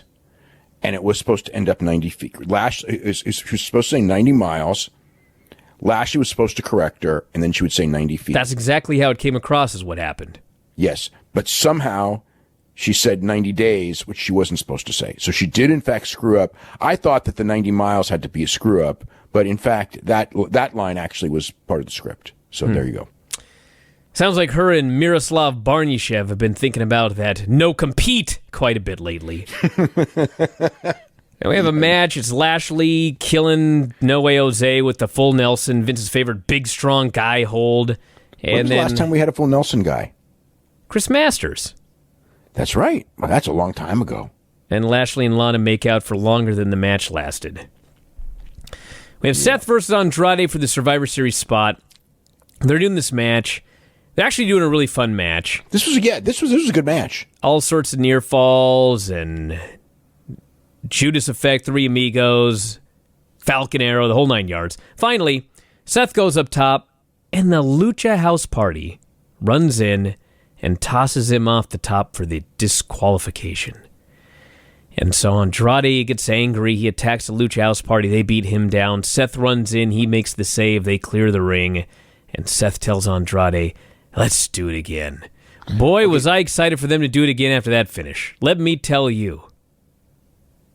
Well, so is Andrade got screwed by the Lucha House Party? Yes. Are the Lucha House Party going to be in Team SmackDown? Probably not, right? How the hell should I know? Okay, I guess Andrade on Friday can go to SmackDown and beat up the Lucha House Party in some form, right? Cool. Okay. Or nothing can happen. That's most likely, I would think. But now, here's another thing. Okay, Survivor Series is Sunday. So it's like on Monday, are we back to split brands? Or well, we're certainly supposed to be. Yeah, but God only knows. I mean, but what's going to happen to the ratings at that point? Well, they'll die, and then NXT's going to die, and then they're going to go back to just having everybody on every show exactly like I said they were going to do when they talked about doing another draft coming off the wild card. Well, yeah, I mean, you know what bothers me, Dave? Oh, I bet a lot. If you think for like 5 seconds, you know what's going to happen, and there's like 500 people working for this company. And they still just barrel on ahead, and it ultimately ends up exactly as you expected it to end up when you thought for 5 seconds. It always ends up the same because they always do the same. I mean, it's the Einstein quote, you know? I mean, insanity is the idea that if you do the same thing over and over again, somehow you get different results the next time. So this is insanity. And then, I'm not even making this segment up. Buddy Murphy is backstage. I swear to God this is true. He goes and knocks on Alistair's door, and he says, I'm here to pick a fight with you. And he stands there. Nobody opens the door, and so he leaves. And after he leaves, Alistair suddenly opens the door and looks out, and he's looking all over like, who knocked on my door? I'm like, dude, it's been 8 months you've been waiting for somebody to knock on your door. Somebody finally knocks on your door and you're asleep? Maybe. Hey, look, he never gets booked for a match. Do you think watching on the monitor, what's he going to be doing? Hey, look, maybe he was doing shoulder presses. I don't know what he was doing. And he had to put down the weights. It's a shoulder press. Just let go. The gravity will put them down. And then open the door. Okay. I'll just tell you, if it was me and somebody knocked on my door, okay, during this show, I'm finishing my set before I get to the door. Dave. And if they're gone, then that's what happened. Now, granted, I'm not looking to fight anybody. You do a lot of different things. This character... Yes, Alistair Black does one thing. He sits in a room and he asks for people to knock on his door. That's the only thing that he does. Okay, here's the one thing. Why does he get a private dressing room? I don't know. I mean, that's my big question. Maybe he's been shunned. Maybe he's in the closet. Maybe nobody wants to dress with him. Maybe he doesn't wash his gear. Okay, but if he was in the closet, how come he has a nameplate on it? Well, that I can't answer. It's like if it's Vince McMahon. Maybe the other wrestlers want the other wrestlers to know not to go in that room. Yeah, maybe it's okay, you know what it should say? Okay, it should say Aleister Black, right? And it should say, please knock before entering or something, right? As somebody would knock on his door. Yeah. But the point is, someone finally didn't answer after all that time. It was like a WCW segment. That's what that was. Well, I got a great idea. Someone will knock, and he won't answer. Oh, it's brilliant. Well, in the end of the day, okay, but at the end of the day, we're going to get Buddy Murphy and Aleister Black, and in theory, it's like a program to elevate both guys. In theory. Well, we did get Buddy Murphy and Akira Tozawa, and they had a good match. All I had asked was for Buddy Murphy to have a good match and win, and in fact, he had a good match and won. And, in fact, this was the most effective thing they've done to try to get this guy over so far. I liked it. It was a good match. Got a solid win. He got to knock on Aleister Black's door, and he had a stare down with Aleister Black later. Yes, he does go. He goes and he knocks again, and this time Aleister does open the door, and then they just look at each other.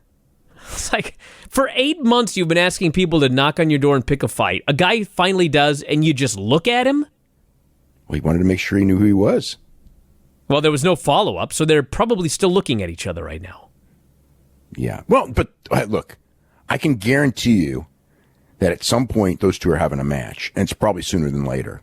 And it's probably not at Survivor Series, which is another issue, but that's okay too. I'd rather they didn't do a 3-minute match at Survivor Series just to get it on the show. God, now I say that they'll probably put it in the pregame show, huh? Probably, yeah. And then, yeah. And the problem is once you put it on the pregame show, then you stigmatize the guys. So that's kind of, I hope they don't do that. I really hope they don't do that. I hope they save it for at least a TV show. Rowan comes out. Eric Rowan's looking at this bag like he's like a freaking child. He's looking in this cage, brings it to ringside. He beats up the Bollywood boys. He beats up Truth, and then he squashes some dude. Alex Malcolm. Yeah. All right. Then we have Charlie with Randy Orton. And I swear to God, she goes, "Can you put your personal issues aside so that you can compete as a team at Survivor Series?" He says, "I don't work well with others unless it benefits me." And I'm like, I hope you have a really good explanation as to how this benefits you. You know what he came up with? "I want to be known as the best superstar in the history of the Survivor Series." I was like, what? He's got a goal. That's what you want on your resume? I'm Mr. Survivor Series? Well, he can't be Mr. WrestleMania because that's trademarked. So he's got a choice of, he can't be Mr. Royal Rumble because he's going to have to win it like a bunch of times. So it's better than being Mr. Saudi Arabia. So he calls out the Viking Warriors to face himself and a partner of his choosing that will benefit him. So we have Kevin Owens, Drew McIntyre. This match was just, it blew my mind. It was great. It was great. Their asses off. They're doing Death Valley drivers on the apron. They're doing WrestleMania near falls. They're kicking out of there was the Claymore kick, and Kevin got his foot on the ropes. The stunner, and Drew got his foot on the ropes. The crowd's going crazy for this match. It's just the best match on Raw, and God only knows how long. And then it just ends. Hunter's music hits. Okay, and by the way, okay. Well, I'm going to get to it. Hunter's music hits. But what happened to Drew? He walks to the ring. They go to commercial. Right. They come back from commercial, and Drew McIntyre has vanished. So what happened to him? Hell if I know. Okay, well, I don't know either. And they never told us. I couldn't figure out if I was just overflowing with respect for these two guys, or if I just thought that they were two idiots. To work this hard and almost kill each other for no finish? It's not like it was a shoot. They did all that for the finish being Hunter walks down to the ring and Drew just disappears. I will never knock guys for having pride in their work, and these two guys have pride in their work. And they knew that they were in a situation that was not the best as far as there was going to be no climax to their match. So they went out there and tried to do the best match possible and hope that somebody noticed. And well, I noticed it was a great match. Good. So at least we noticed, and hopefully somebody else noticed too, somebody that can help their careers. And I think that the people who can help their careers, I'm sure many of them noticed as well. Yeah, I thought this match was really good, and then it just ended. Hunter just came out and talked. That was the end of the match. Hunter came out and talked. If this were a pay-per-view, that's what it would have said on Wikipedia when they go down the results. Match ends via Hunter coming out to talk. He comes out, long story short, and it was very long. He wants to recruit Kevin Owens to NXT, but he took the long way of saying it, though. He sure as hell did. Bunch of C-Team guys run out in red shirts. NXT guys run out. We got this brawl. OC and AJ finally run down. They chase away the Undisputed. And that was that. Boy, was this was like the best of Raw and the worst of Raw, all in one segment. Yeah, it was a good match, and it's a great match. I think this match, I'll bet you anything. This match will be better than anything on Survivor Series. I wouldn't argue that.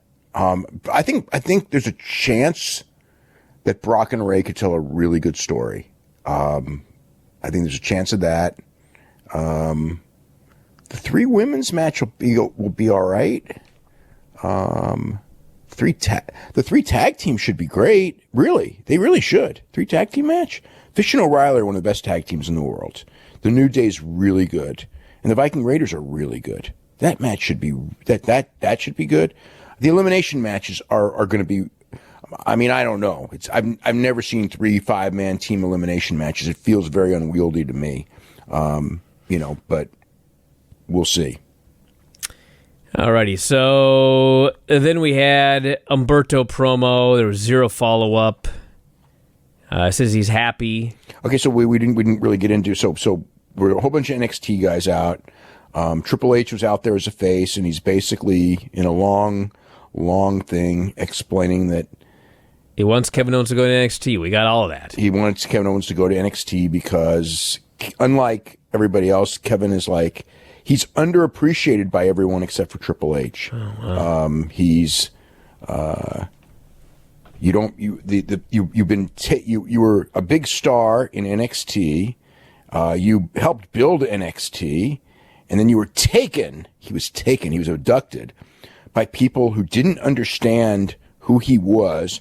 And then when they got there, they didn't want him because he was too talented and too smart and didn't fit into the mold. Now think about that. You're saying that you're okay. It's like you're telling the people that he's too smart and he's too talented, and that doesn't fit into the mold. Yeah. I mean, what are you saying about Raw and SmackDown? No, I mean, he's burying them. He's saying that they're the A brand. The other 2 brands are run by morons. Although he couldn't say Vince, he had to say GMs like Shane and Kurt Angle. I laughed at that. Oh, it's my brother-in-law. Come on. Yeah, I know. And then we had a whole bunch of guys running in with T-shirts. This was when I lost it. Was right. This one. I know you hate these T-shirts, and it is stupid. We had Paul with breaking news. He recaps the whole Ray versus Lesnar feud and then announces that it will be a no-holds-barred match on Sunday. And then, get this, he says, I don't offer predictions, I offer spoilers. His spoiler is Ray either wins or loses. Or he loses. Well, it's like, you're going out on a limb this time, Paul. He covered himself. He covered himself pretty good on this one. He sure did. Yeah. So then we have, and by the way, he made sure to mention that the match will not be 5 seconds. I wonder if they're thinking. That? Did he say that? Yes. He promised it would not be 5 seconds. Okay. He did a sleight of hand where he basically tried to say that there is information out that Brock may be hurt, with the idea that Ray hurt him in that angle a couple weeks saw ago. the angle. He was limping. Right. He may be hurt, but he said he would be fine. He said it would be either a miracle or a massacre. So it's going to be one of the two, a miracle or a So a miracle means Ray wins, and a massacre means Ray loses. I think that's what he was trying to say. Yes, that's definitely what he was trying to say. And then Ray was out there endorsing Humberto Carrillo. Ray does this great interview. He endorses Humberto, and then he says, happy for your success. You make us Latinos so happy. I accept this no-holds-barred match. It'll be the biggest mistake of Brock's life. He has his pipe. He says, this friend of mine will be with me on Sunday. Brock, you came after me. You attacked my son. What would you do? That's right, the same thing I'm going to do to you. I'm going to hunt you down and make you pay. I know you're not going to apologize. That's okay, because this Sunday, I'm not coming for an apology. I'm coming for the WWE Championship, and this is for my son, Dominic. What a great promo. It was awesome. It was unbelievably great. Rey Mysterio. What a great promo that guy's turned into. He sure is. In this whole thing. I am so fascinated by this match. Like nothing else on the show I could care about at all. I mean, there's going to be some good matches. Well, this is the one match that I care about. Okay. The AJ Styles, Shinsuke Nakamura, Roderick Strong match, that match is going to be really good. Yeah, these matches are going to be good, Dave, but there's no reason for me to care about any of them except this one. This is the one match where we have been given a reason to care. Yeah. Well, you're trying to say that because nobody else got promo time? I think we have a theme going. Promo time. There's no titles on the line because it's brand versus brand. There's nothing on the line. Yeah. We need stakes. Yep. Speaking of stakes, we had Natty versus Asuka in a singles match. Kairi goes after Natty outside. Natty lays her out. She tells some fan to shut up about something he said. She throws Asuka in the ring. Asuka kicks her and pins her. Yep, so after messing everything up by having Natty submit Asuka, they just beat her 2 weeks later. Well, you knew they were going to. I told you that from the beginning. Well, then I told they you this shouldn't was... have done this at the beginning then. Well, duh. I told you that too. I told you they screwed up completely, and now they're off course, and now they have to write their course, and this was the writing of the course. Now, I will say this. Having done all that... No one cared one bit about the match? Well, number one, it was so late in the show, and there was no build-up to it. They just threw them out there. But these two, and I mean, for the 4.5 minutes they were out there, they were good. But it's like they really could have a good match. And it was just like, this is like the first time that they've had a shot to make a match. It's kind of like, this is like the antithesis of like the AEW match, like with, no, that's not fair to say, but it is. It's like, if this was AEW, they would give them 13 minutes and they would sink or swim. They'd either have a really good match or they would not. And these two probably would have a good match, but they just, yeah. I mean, it's like you have Natalya come off Saudi Arabia. It's such a big deal. And it's like, yes, she, as soon as they announced that match, okay, a couple days ago, it's like, okay, obviously Asuka's beating her. I mean, I know why they're doing the match. Asuka's beating her. And that's fine. And it's fine. That's what they have to do. That's the right finish right now. But you just made such a big deal of Natalya, and at least do a match. So I did not like, I mean, this late in the show, the fact that they went short isn't a bad thing because it was so late in the show.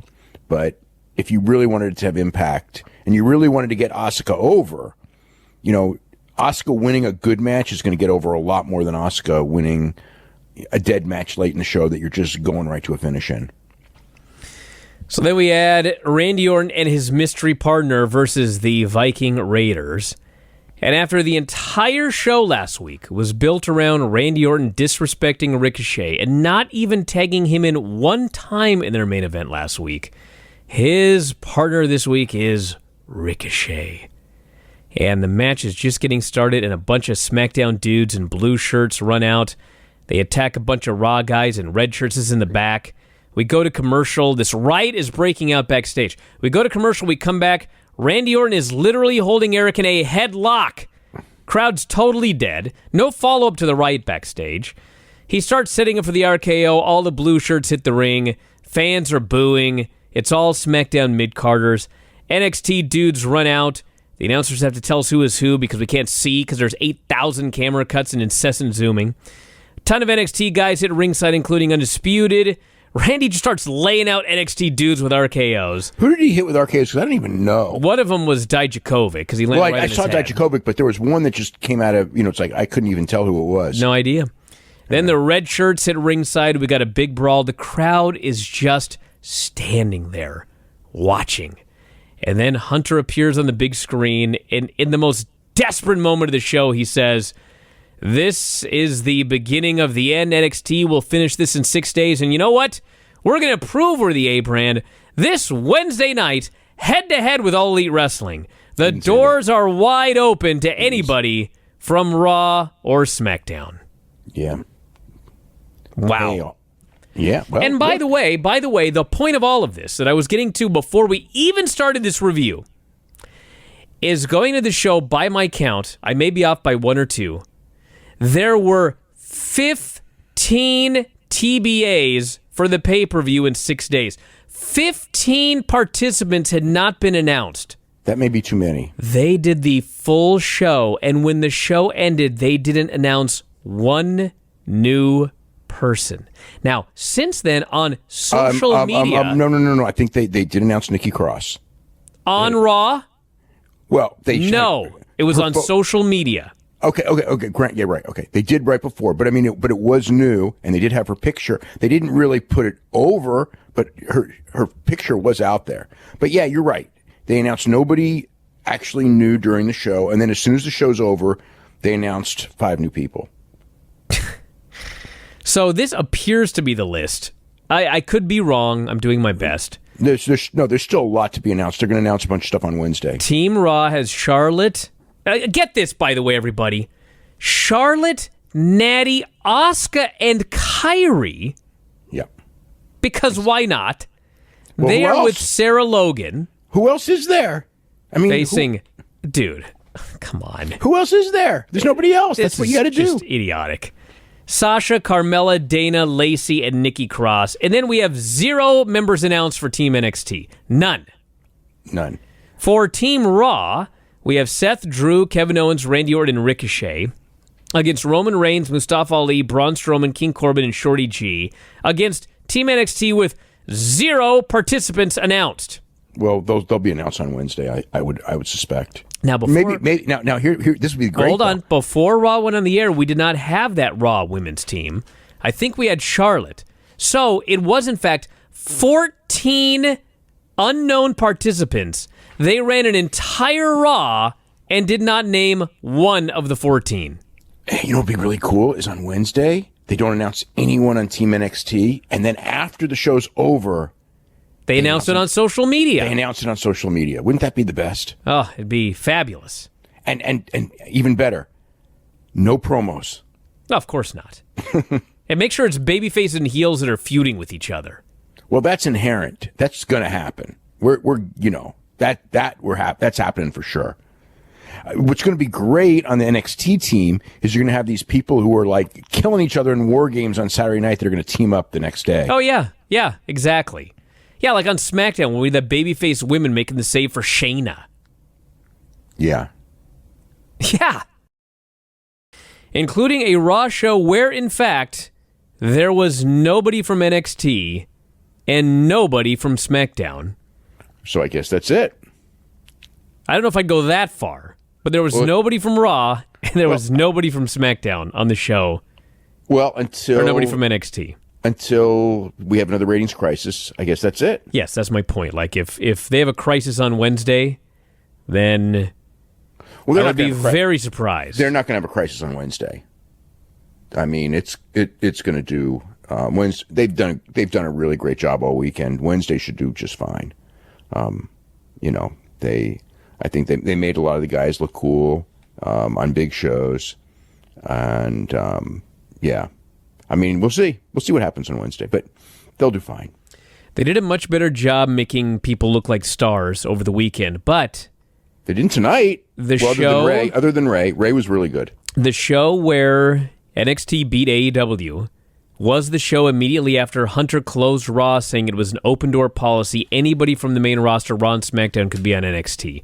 There was no hint of that on this show here tonight. I don't expect the rating to collapse.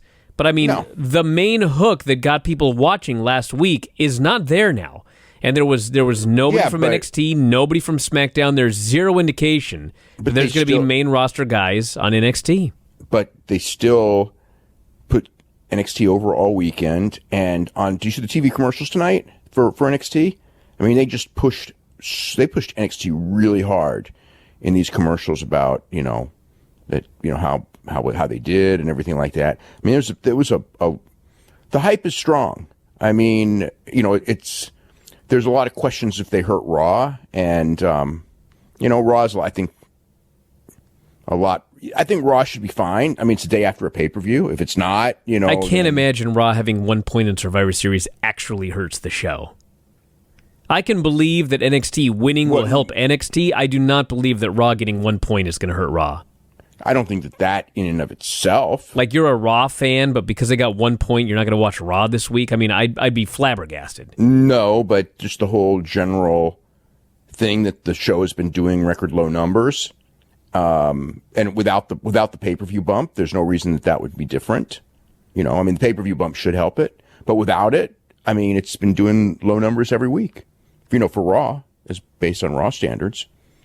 And so I don't see any reason why it would be, there's nothing on this show that would tell you, I mean, everything that's gone up is because of the interbrand stuff, and there was none of that here. And I don't think that, you know, again, watching the show, I felt, I felt that the show really had dragged in a lot of places tonight. It had the one great stuff, the one great segment, which I thought, or several segments, you know, with everything with the AJ Styles thing that led to Rey Mysterio win the title. I thought that was all really great. And aside from that, I mean, I didn't think anything on the show was particularly good. Well, it opened up with a raw speech from Seth Rollins. Yeah. He's in the ring. He's surrounded by all of the wrestlers, baby faces and heels. The show opens immediately with a CM Punk chant. Seth says, I tried to get that guy here, but he wants to sit behind a desk in L.A. and talk about change that he won't make himself. So just so you know, unless Seth and Vince, because there is always this chance, unless Seth and Vince worked it out, and Vince was working everyone backstage by being furious when this is going on, Vince was really upset about Seth responding to this because, you know, Vince's rule is that you don't, you know, on television in particular, you do not push the idea of a match that you are not going to deliver. So unless there's like this super secret thing that only Seth and Vince know, and Vince is trying to swerve everyone by acting furious, and I seriously doubt that that's the case. If there's a super secret agreement, he should have debuted at Survivor Series. You strike when the iron's hot in Chicago. Yes, and he shouldn't have debuted on that show, but that's another situation. But no, that's the main situation, actually. Yeah. Like, if there's a deal to bring CM Punk back, he is making his big return on WWE Backstage the week after the show did 49,000 viewers. Like, there's no way. The week after it did 100,000 viewers. No. 100,000 viewers. Yeah. But anyway, the point is, like, if I'm CM Punk and my plan is to come back and wrestle for WWE, there is absolutely no way that's my big return. A week before they're doing Survivor Series in Chicago, it makes no sense. Agreed. But you are also trying to make sense. And, you know, but I mean, I think that most likely that, you know, Vince wasn't putting on an act and that there is no deal as of right now. And that, you know, Seth responded and Vince acting like he was furious was because he actually was not happy that Seth responded. But, you know, I leave that open because it is Vince McMahon and anything is possible, especially on something like this, you know, but I don't believe it. I'm just throwing out that, you know, that 2% or whatever it is possibility that it's like that level of work. So Seth is cutting this promo on everybody about how he grew up loving Raw. What it's become has broken his heart. Tell me about it. Show is better than that. It's going to be harsh, he says, but last night at Survivor Series, you all sucked.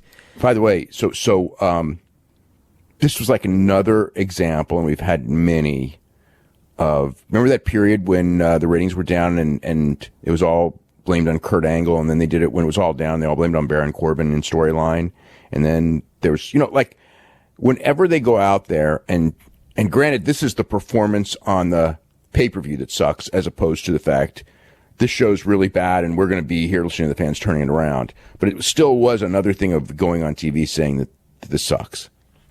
Says we need to make this place great again. I believe in Raw. That's why I called you all here. He starts burying people one at a time. He buries Randy Orton for being the weak link. Randy walks out. He buries Charlotte. Charlotte walks out. He buries AOP for not even being there. They walk out. Finally, he buries Rey Mysterio. They weren't booked. Finally, he boos Rey Mysterio, saying he let everybody down. At that point, everybody walks out on him, except for Kevin Owens. Fans are chanting asshole at him. Kevin Owens gets in the ring. Seth calls him Mr. NXT, even though he was on Team Raw and beat the NXT guys and pinned Tommaso Ciampa. He's still calling him Mr. NXT. And he cuts his promo on the guy and calls him a lazy piece of crap. And Kevin grabs the mic and then just gives him a stunner and leaves. And, I mean, man, it was an effective heel turn. He was hated going in. I mean... And then he came out in his main event. And we'll talk about that later. I mean, it was a unique heel turn, except he didn't wrestle as a heel, even though he did turn heel. If by unique you mean shitty, yes, you're right. Okay. We'll talk about his wrestling in the main event. But the actual heel turn here, like going from a babyface that everybody hated to a heel that everybody hates, this was an effective performance by Seth Rollins. Although he's effectively been turning heel every week on television, this one was at least on purpose. Yeah, I would say that. But how effective it truly is, I think the jury's out. Well, the jury's definitely out based on that main event. Yeah. Charlie's with Seth after commercial, and Seth says, I was just trying to do the right thing. If Kevin wants to stun me, he'll learn things the hard way. I challenge you for later tonight. Charlie is shocked. Wow, she says. Like, why are you shocked? Kevin Owens gave him a stunner in the middle of the ring and he challenged him. That's not shocking. What are you expecting the guy to say? She's new in the business. Yeah, sure. She doesn't like think like in logical terms like that because all she knows is Raw. We have clips of Rusev being served with a temporary restraining order, asked to leave the building. Lashley comes out with Lana for a match with Titus O'Neil, and the match has just started. Rusev hits the ring. He attacks Lashley. Excellent security here in the building. Rusev is hitting the ground and pound, toss him into the steps. He's about to put him through the table. The cops show up and arrest him. And as he's being carted away, he breaks free, tackles Rusev off the stage through a table, boots a lighting rig. It falls on Bobby Lashley. Okay, so he was handcuffed and he ran and tackled him. I thought that was like a really cool looking spot there. But you didn't mention that in this 1 minute Bobby Lashley Titus O'Neil match, and you would think that a 1 minute match can't be that bad because it's only a minute. You should watch that minute. Whew, my God. I don't even know who to blame. It was just like Titus looked. I guess we could say Titus had a bad case of ring rust because he's like I don't think I've seen him wrestle on television. God knows how long.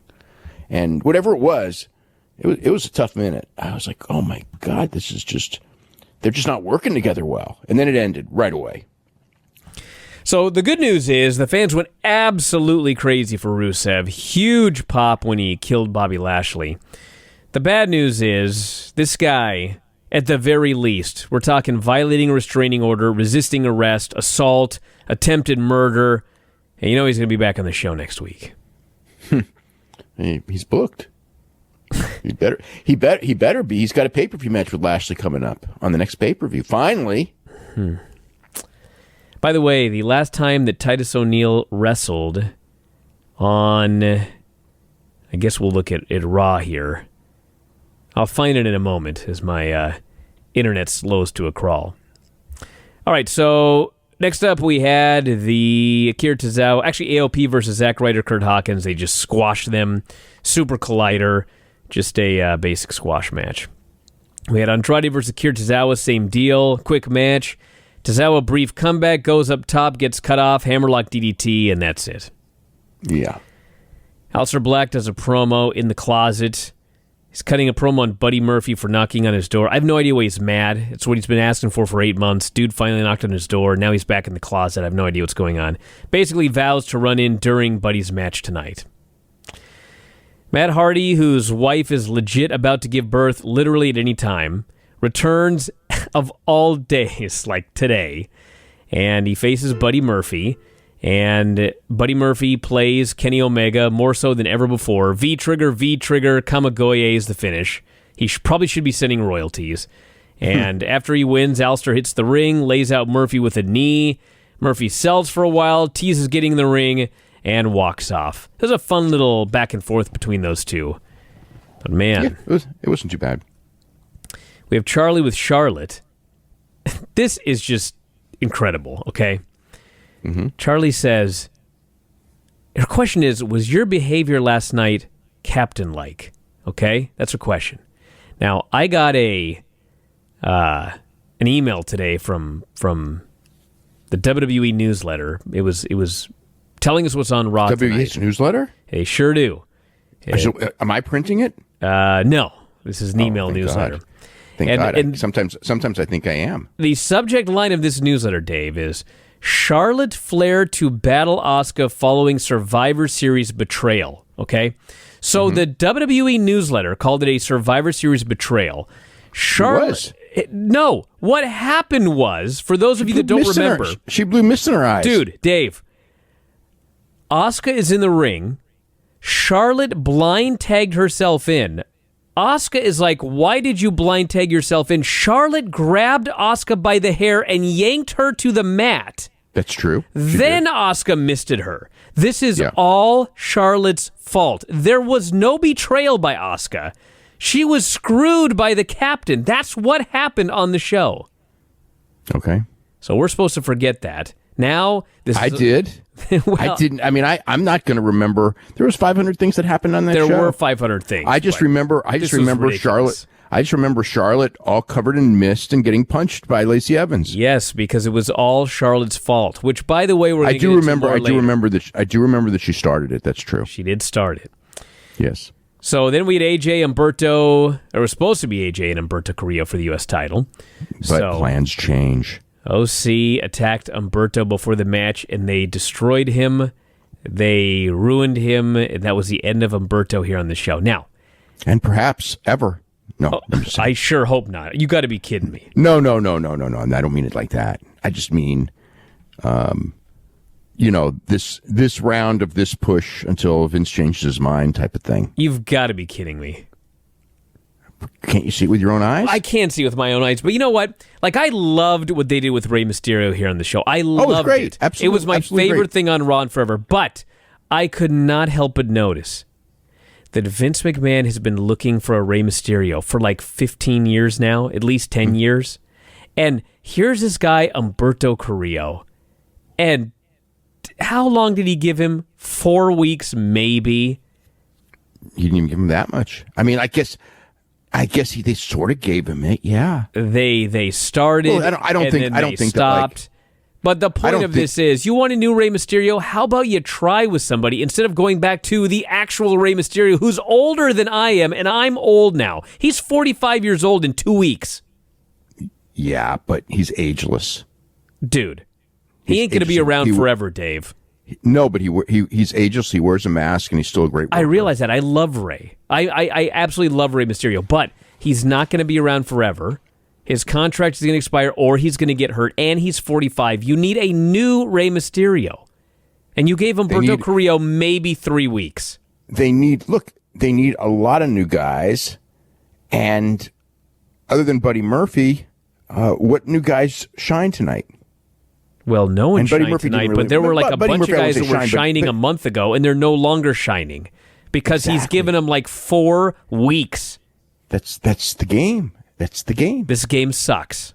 Yeah, I think the new guys look like AOP at the end. Now it's their turn. Does Vince even realize that by doing this with people like Humberto Carrillo and Cedric Alexander, and who else has he done this with recently? I mean, Ricochet on and off for like a year now. Does he realize that by doing this, it makes it so much harder to ever get anybody over because nobody ever believes it when you start to give a guy a push? It's a self-fulfilling prophecy. Yep. That's the last couple of years. There you go. That's in a nutshell. That's the story. So anyway, guys come in. They get a few weeks, and then it's sort of like, let's push Randy Orton, something like that. So AJ apologized to Chicago, says Humberto is no longer medically cleared. They bury Ricochet, say, hey, you're supposed to be a superhero. You couldn't fly down fast enough to save your buddy. Ricochet demands a championship match. AJ says, no, I signed for a match with Humberto. You're not Humberto, so too bad. Randy Orton comes out. He wants the match. AJ says, last time we wrestled, I beat you. I beat you. I beat Ricochet. I don't know what Ricochet said. He may have said, you never beat me. I'm not sure. But whatever he said, AJ responded, I did beat you for the U.S. title. You did beat him. Drew McIntyre's out next. He wants to face AJ. AJ did never beat Drew McIntyre. Yep, but AJ says, nah, I'm sore. Rey Mysterio comes out. He says, well, I'm sore. And finally, Randy's about to say something, and Ricochet cuts him off. And Ricochet says, how about we do a four-way? The winner will get AJ for the title later on tonight. And AJ says, I've heard you say dumb things before, but that's really stupid. What do you think, Gallows? Gallows says, I think it sounds compelling. And he says, what about you, Carl? Carl says, I think it sounds pretty cool. Why was the OC turning on AJ? It was just a matter of doing a comedy skit.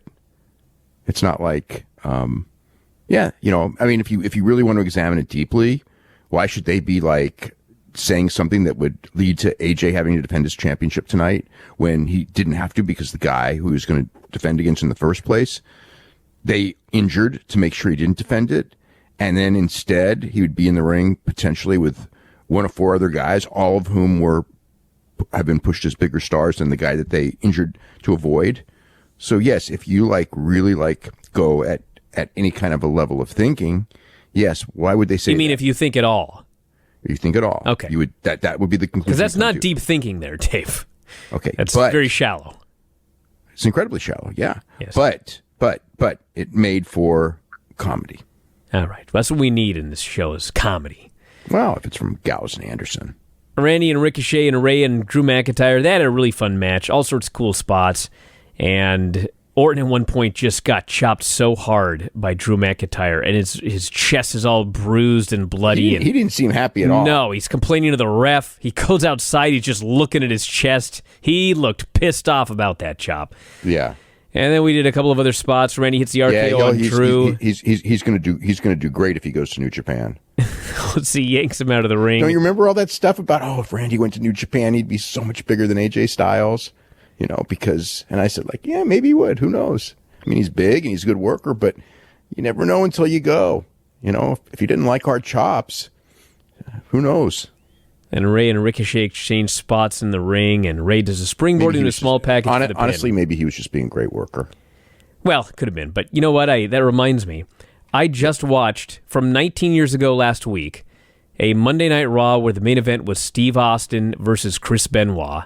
Where Benoit challenged him to a match saying, I'm a wrestler, you're not a wrestler. I'm challenging you to a wrestling match because that's what we do here is wrestle. That was surreal. So they go in there and Steve Austin does a wrestling match. He's doing chain wrestling and they had the best match. I remember that TV match. Was that the one that went because there was two of them, I think. But one of them, which I thought was a SmackDown match, went 30 minutes. No, this was not that one. This one probably went about. Actually, this one was relatively short. It was like 8-9 minutes, but it was so good. Yeah. But Steve Austin did not take one chop. Oh, so he must have told him no chops. I guess he did.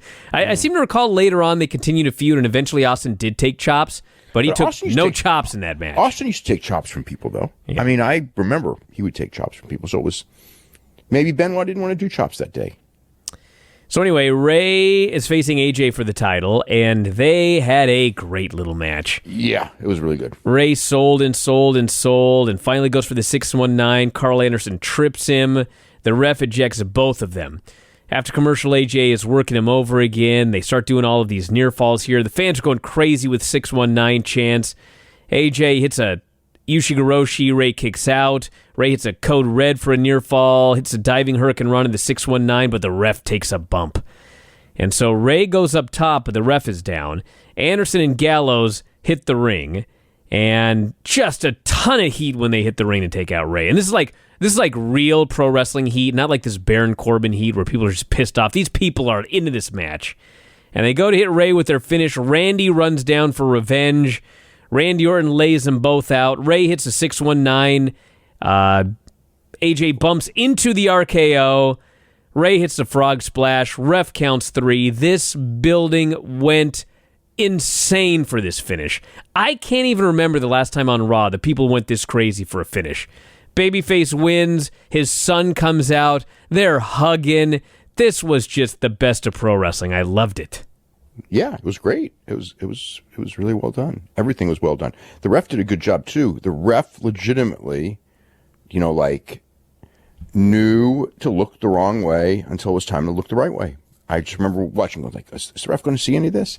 And literally right after Randy Orton was done, the ref, recovers and he's there and counts the fall and, Yeah, everyone pulled it off. Very well timed stuff. Very well booked stuff.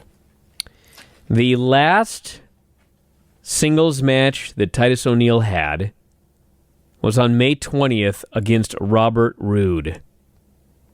He has had several tag team matches on main event where he probably didn't do a whole lot. But that's it. A couple battle royals. That reminds me. Whatever happened to EC3? Hell if I know. Okay. Maybe he got hurt. I never heard that. I need to ask. Who would I ask? I only know a million people to ask. Charlie is with Kevin Owens, and he grabs a mic and cuts a promo into the camera. And he says, the difference between you and me is since I laced up my boots 20 years ago, I've always known who I am. People have always tried to change me. I'm always Kevin Owens. I've always been Kevin Owens, which is largely true, but semantically it's not. Yeah, he was usually Kevin Steen. But he is fine with that. Seth has turned himself into a miserable, whiny, insufferable prick. What an irony. Mr. CrossFit can call him Mr. NXT, but that first stunner tonight was nothing. And tonight he'll turn this place into the Kevin Owens show. I've been hearing about whiny, insufferable pricks a lot today. I sure have as well. Yeah. Called a few people that. Did you? I sure did. I don't name call people like that. Well, I did. Okay. They probably deserved it. Trust me. I know they deserved it. So Charlotte faces Asuka. So do you know who didn't know that they deserved it? Who's that? The people who haven't reined them in yet. How about that? Yes. Why do you think that they're not reined in? How about because that? Some people think that they're the baby face. Yeah. Doesn't surprise me watching this Raw show, quite frankly. Yeah. Charlotte faced Asuka, and this match started with the most bizarre moment. Lawler... This had many bizarre moments. Are you kidding? Lawler starts this match, and he says, last night when Charlotte lost at Survivor Series, her dad, Ric Flair, was looking down on her. And there's a pause, and Vic oh my Joseph God! says, Because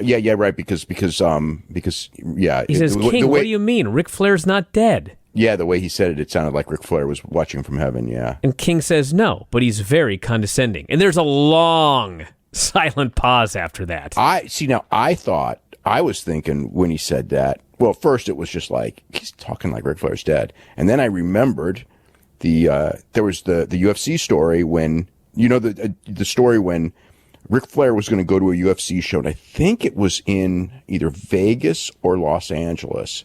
I'm thinking Vegas because I was there, and it was like he wanted to go, and he gave me a call, and it's like, hey, I want to go, and I go, okay. So I kind of called some people, and the word got around. He actually didn't go because he was going to go, okay? He ran into Shivani. Or was it Tenay?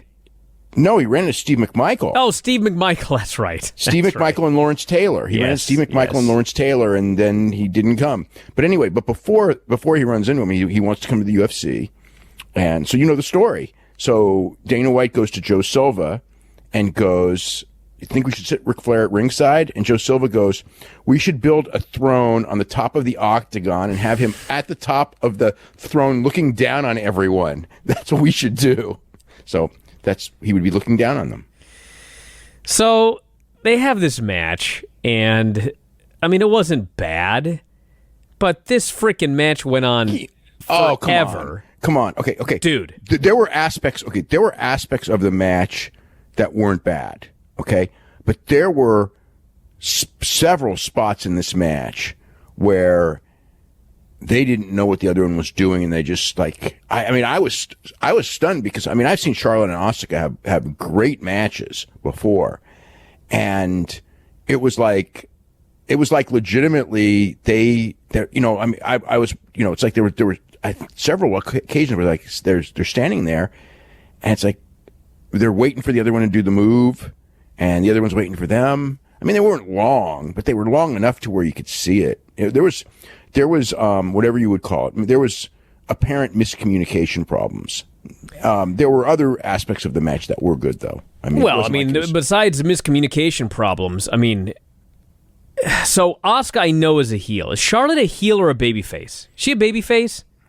I think she's a babyface. She was the babyface in this match, and yes, right now she's a babyface. Okay, well, anyway, At 3 points during this match, she distracted herself to go after Kairi Sane, who literally had done nothing. But she was there. 3 times during this match. First, she's in the corner, and she starts yelling at Kairi, and Asuka cuts her off and gets the heat.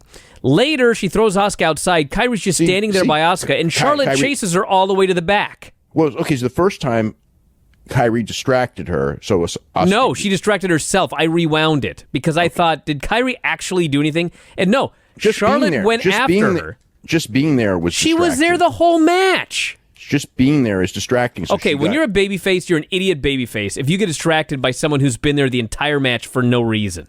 Okay, but that was the idea, was that she was supposed to get distracted the first time, and then the second time she chased her. For no reason. She was just there. Yeah, she was lucky she didn't get counted out, huh? So she chases her all the way to the back, and then she comes back to wrestle more, and then a third time, Kairi comes back and just stands at ringside, and Charlotte goes after her again. I was like, did Kairi do something to Charlotte in the storyline that I've totally forgotten here? Because I don't remember anything. It's like she burned her house down or something. She's annoyed. She keeps coming back. She's ready to interfere. If she interfered and Charlotte did nothing, Charlotte would be stupid, because that's what people do when they're at ringside. When heels are at ringside, they interfere. Now, so she was just thinking, what would happen? So she had a choice of being a really dumb babyface. No, and Dave, sit there. She distracted herself 3 times, and all 3 times she paid for it. Okay, but at the other, she didn't want to get whatever. It's still... No, this is much worse. She distracted herself. If Kairi would have done something to distract her, that would be one thing. Nothing happened. She just kept going after her and getting thwarted as a result. Okay. She fell into her own trap that she created. Perhaps she did, but the paranoia, if you watch wrestling for any length of time, heels cheat. So the paranoia was justified, because the other thing would be being a dumb babyface who's just sitting there going hey, we've got her tag team partners right there, and they're heels. No, a smart babyface concentrates on the match. No, that's what Sting used to do, and then every time he got jumped, people were just like, you idiot, these guys have been doing this to you for 15 years. Give me a break. No, that's what you don't want you want her to be Sting? No, I want her to pay attention to the match, and if someone distracts her, then she can deal with it then. All right. So finally, they do all of these moves, and Charlotte stops wrestling. She goes after Kairi, who had done nothing. She gets back in the ring. Asuka blows the mist and cradles her and pins her. Now, I could not help but notice that as Charlotte is going to get misted, she reaches her hands up. She pulls her hair all the way out of her face like she's going to put a ponytail on so that her whole face can be exposed for this mist. So my theory is they were not happy with how she took the mist the night before, and she had to make sure she did it right the second time. Well, that was one of the greatest graphical mist shots ever, because not only was she green like crazy, but Asuka's face was all green as well, or all around her mouth. I mean, this was as much green as I've ever seen. Somehow, through all of this, the referee counts 3 while her face is caked in green. It's you could not possibly miss it. It is the most preposterous thing in the world. So this was not as good a ref as in the last match? He wasn't allowed to be. Actually, from a timing standpoint, as far as not seeing the mist at when it was originally blown, he did a good job there. But the idea that you're going to count a fall and you're going to see this woman caked in mist, and this decision is going to hold, I mean, that is just, you know what I mean? It's that's just beyond preposterous. I mean, it's there's actual evidence. You know what I mean? It's when you hit someone with a foreign object, or you do something like that behind the referee's back. I mean, it's one thing, okay? But this is you can't miss it. This is graphic evidence. You'd have to be literally blind to not see this green all over her face and go, there's green all over her face, and there's green all over Asuka's mouth. Maybe the ref thought that Charlotte was sick of seeing Kairi and vomited. All over her own face? Yeah. Green? All over everything. I don't know what she ate. Maybe she had a salad. I've never seen anything like that. I have never seen somebody throw up and have that much green all over their face. I have. It's the Ultimate Warrior. I saw it 85 times Jesus on Christ. Superstars. Oh, geez, the Ultimate Warrior. That was bizarre. Okay, anyway, this referee, it's like there's a real logical gap when you have that kind of evidence there. I mean, whatever. But, I mean, I guess it's just acceptable pro wrestling that how can this be acceptable pro wrestling? I don't get it at all. There's too much evidence, So, I remember when the referees used to ask the best fans, part about this, Dave, is the first week that they did this, we complained about it.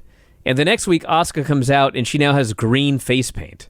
Because, the idea is, well, she's got green face paint, so, the rest are just going to see the green face paint and not think about the mist. Well, what about the opponent? Yeah. She should have worn green face paint, too. But then, the visual wouldn't have made any sense. Apparently, Bray's got a new puppet on Friday. You can all look forward to that on SmackDown. Yeah. Eric Rowan Squash with his cage gimmick. Not much to it. Claw slam. Iconics tried to plug some merch. I did not watch it. A couple claw slams. The second, did you see the bump on that second claw slam? It's right in the back of his head. Ooh, he kind of sideways and weird. Yeah, it was concerning.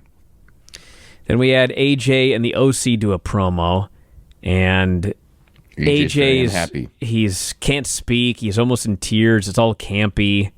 I'm like, dude, this was such an awesome moment. Now you turn it into cornball comedy. And he says Randy's name and rushes off. So this show should have ended after the Ray title win. It would have been great. It kept going. Well, they had to fill time. AJ. AJ seems to want Randy Orton. So where does that leave? So where does it leave Ray? I guess maybe we'll find that out next week. Charlie's with Lana, and she wants Lana's reaction. And I bet Ray gives Humberto a title match and then beats him. We'll see. So, says Rusev is a danger to himself and society. She's going in and out of her accent, by the way. This is why she has had multiple petitions, multiple restraining orders. WWE should fire him, send that animal back to Bulgaria. And she says, despite all of this, I'm going to be okay. Thank you for asking. And then Charlie smiles a big smile. Like, what? Well, the thing is Charlie, what made this so funny is that Charlie asked, how's Lashley doing? And she goes, Bobby's this and all this, but I'll be fine. So it's kind of like, it was just like, she doesn't give a shit about Lashley. Yeah, so why is Charlie smiling about this? Like, oh, thank God you're going to be all right. That's weird. Maybe that's her role, is to smile. Well, that is her role. I mean, that's abundantly clear. I know I know because realistically, she should be disgusted. Yeah, she should be appalled. She should have a look of your boyfriend just got thrown off the stage, smushed, and with lighting grid thrown on him and everything like that. And all you care about is yourself. It's like, you are a disgusting, vile, fake Russian. But her reaction. Can you imagine if Gene would have heard her say that? The disgust would be palpable. But here's the thing. Gene cannot have that role in 2019 because he is not young. Well, he's not even alive now. But even the 50-year-old Gene could not have this role because he is not young and he is not cute enough. And that trumps being able to actually do the fucking job. And that has been the case for a long, long time. And it is one of those things where it is so unbelievably laughable that, like I said, you could have the greatest person at doing this ever, and if they came along today, they would just go, that's a job for a woman, and they better be cute. And no, sorry, Gene. It's like no dice. And then we had Kevin. Then he would probably go to AEW. Then we had Kevin Owens, Seth Rollins in just the most bizarre match. Seth Rollins just turned heel at the beginning of the show. He comes out here and he's doing springboards, dives, topes, sling blade. He's literally doing his entire babyface comeback. He's doing the exact same match that he always does. Against Kevin Owens, who is supposed to be the big babyface. Like, this crowd is baffled. They're just sitting there watching this match like, they chant for Kevin Owens here and there. They boo Seth here and there. But, I mean, if you're looking like this guy's supposed to be the top heel now against Kevin Owens, I mean, nowhere near the reaction this could have gotten because Seth is out there wrestling like a babyface. Yeah. Well, perhaps part of this is that the gimmick is that Seth is justified in his reactions and he wants the best for Raw, and somehow that makes him heel, but he's right because in real life he believes that in fact he's unjustifiably booed and it's somehow the fans' fault. Kind of 1997 Bret Hart. And therefore, if you think of it that way, and you are not the one who's changed, the fans have changed. And he's even said that for several weeks.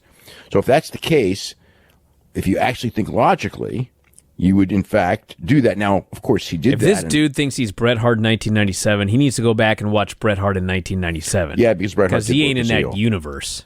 Because Bret Hart did work as a heel completely and was, you're right, and he's not. He's not. But I was going to say give him time, but,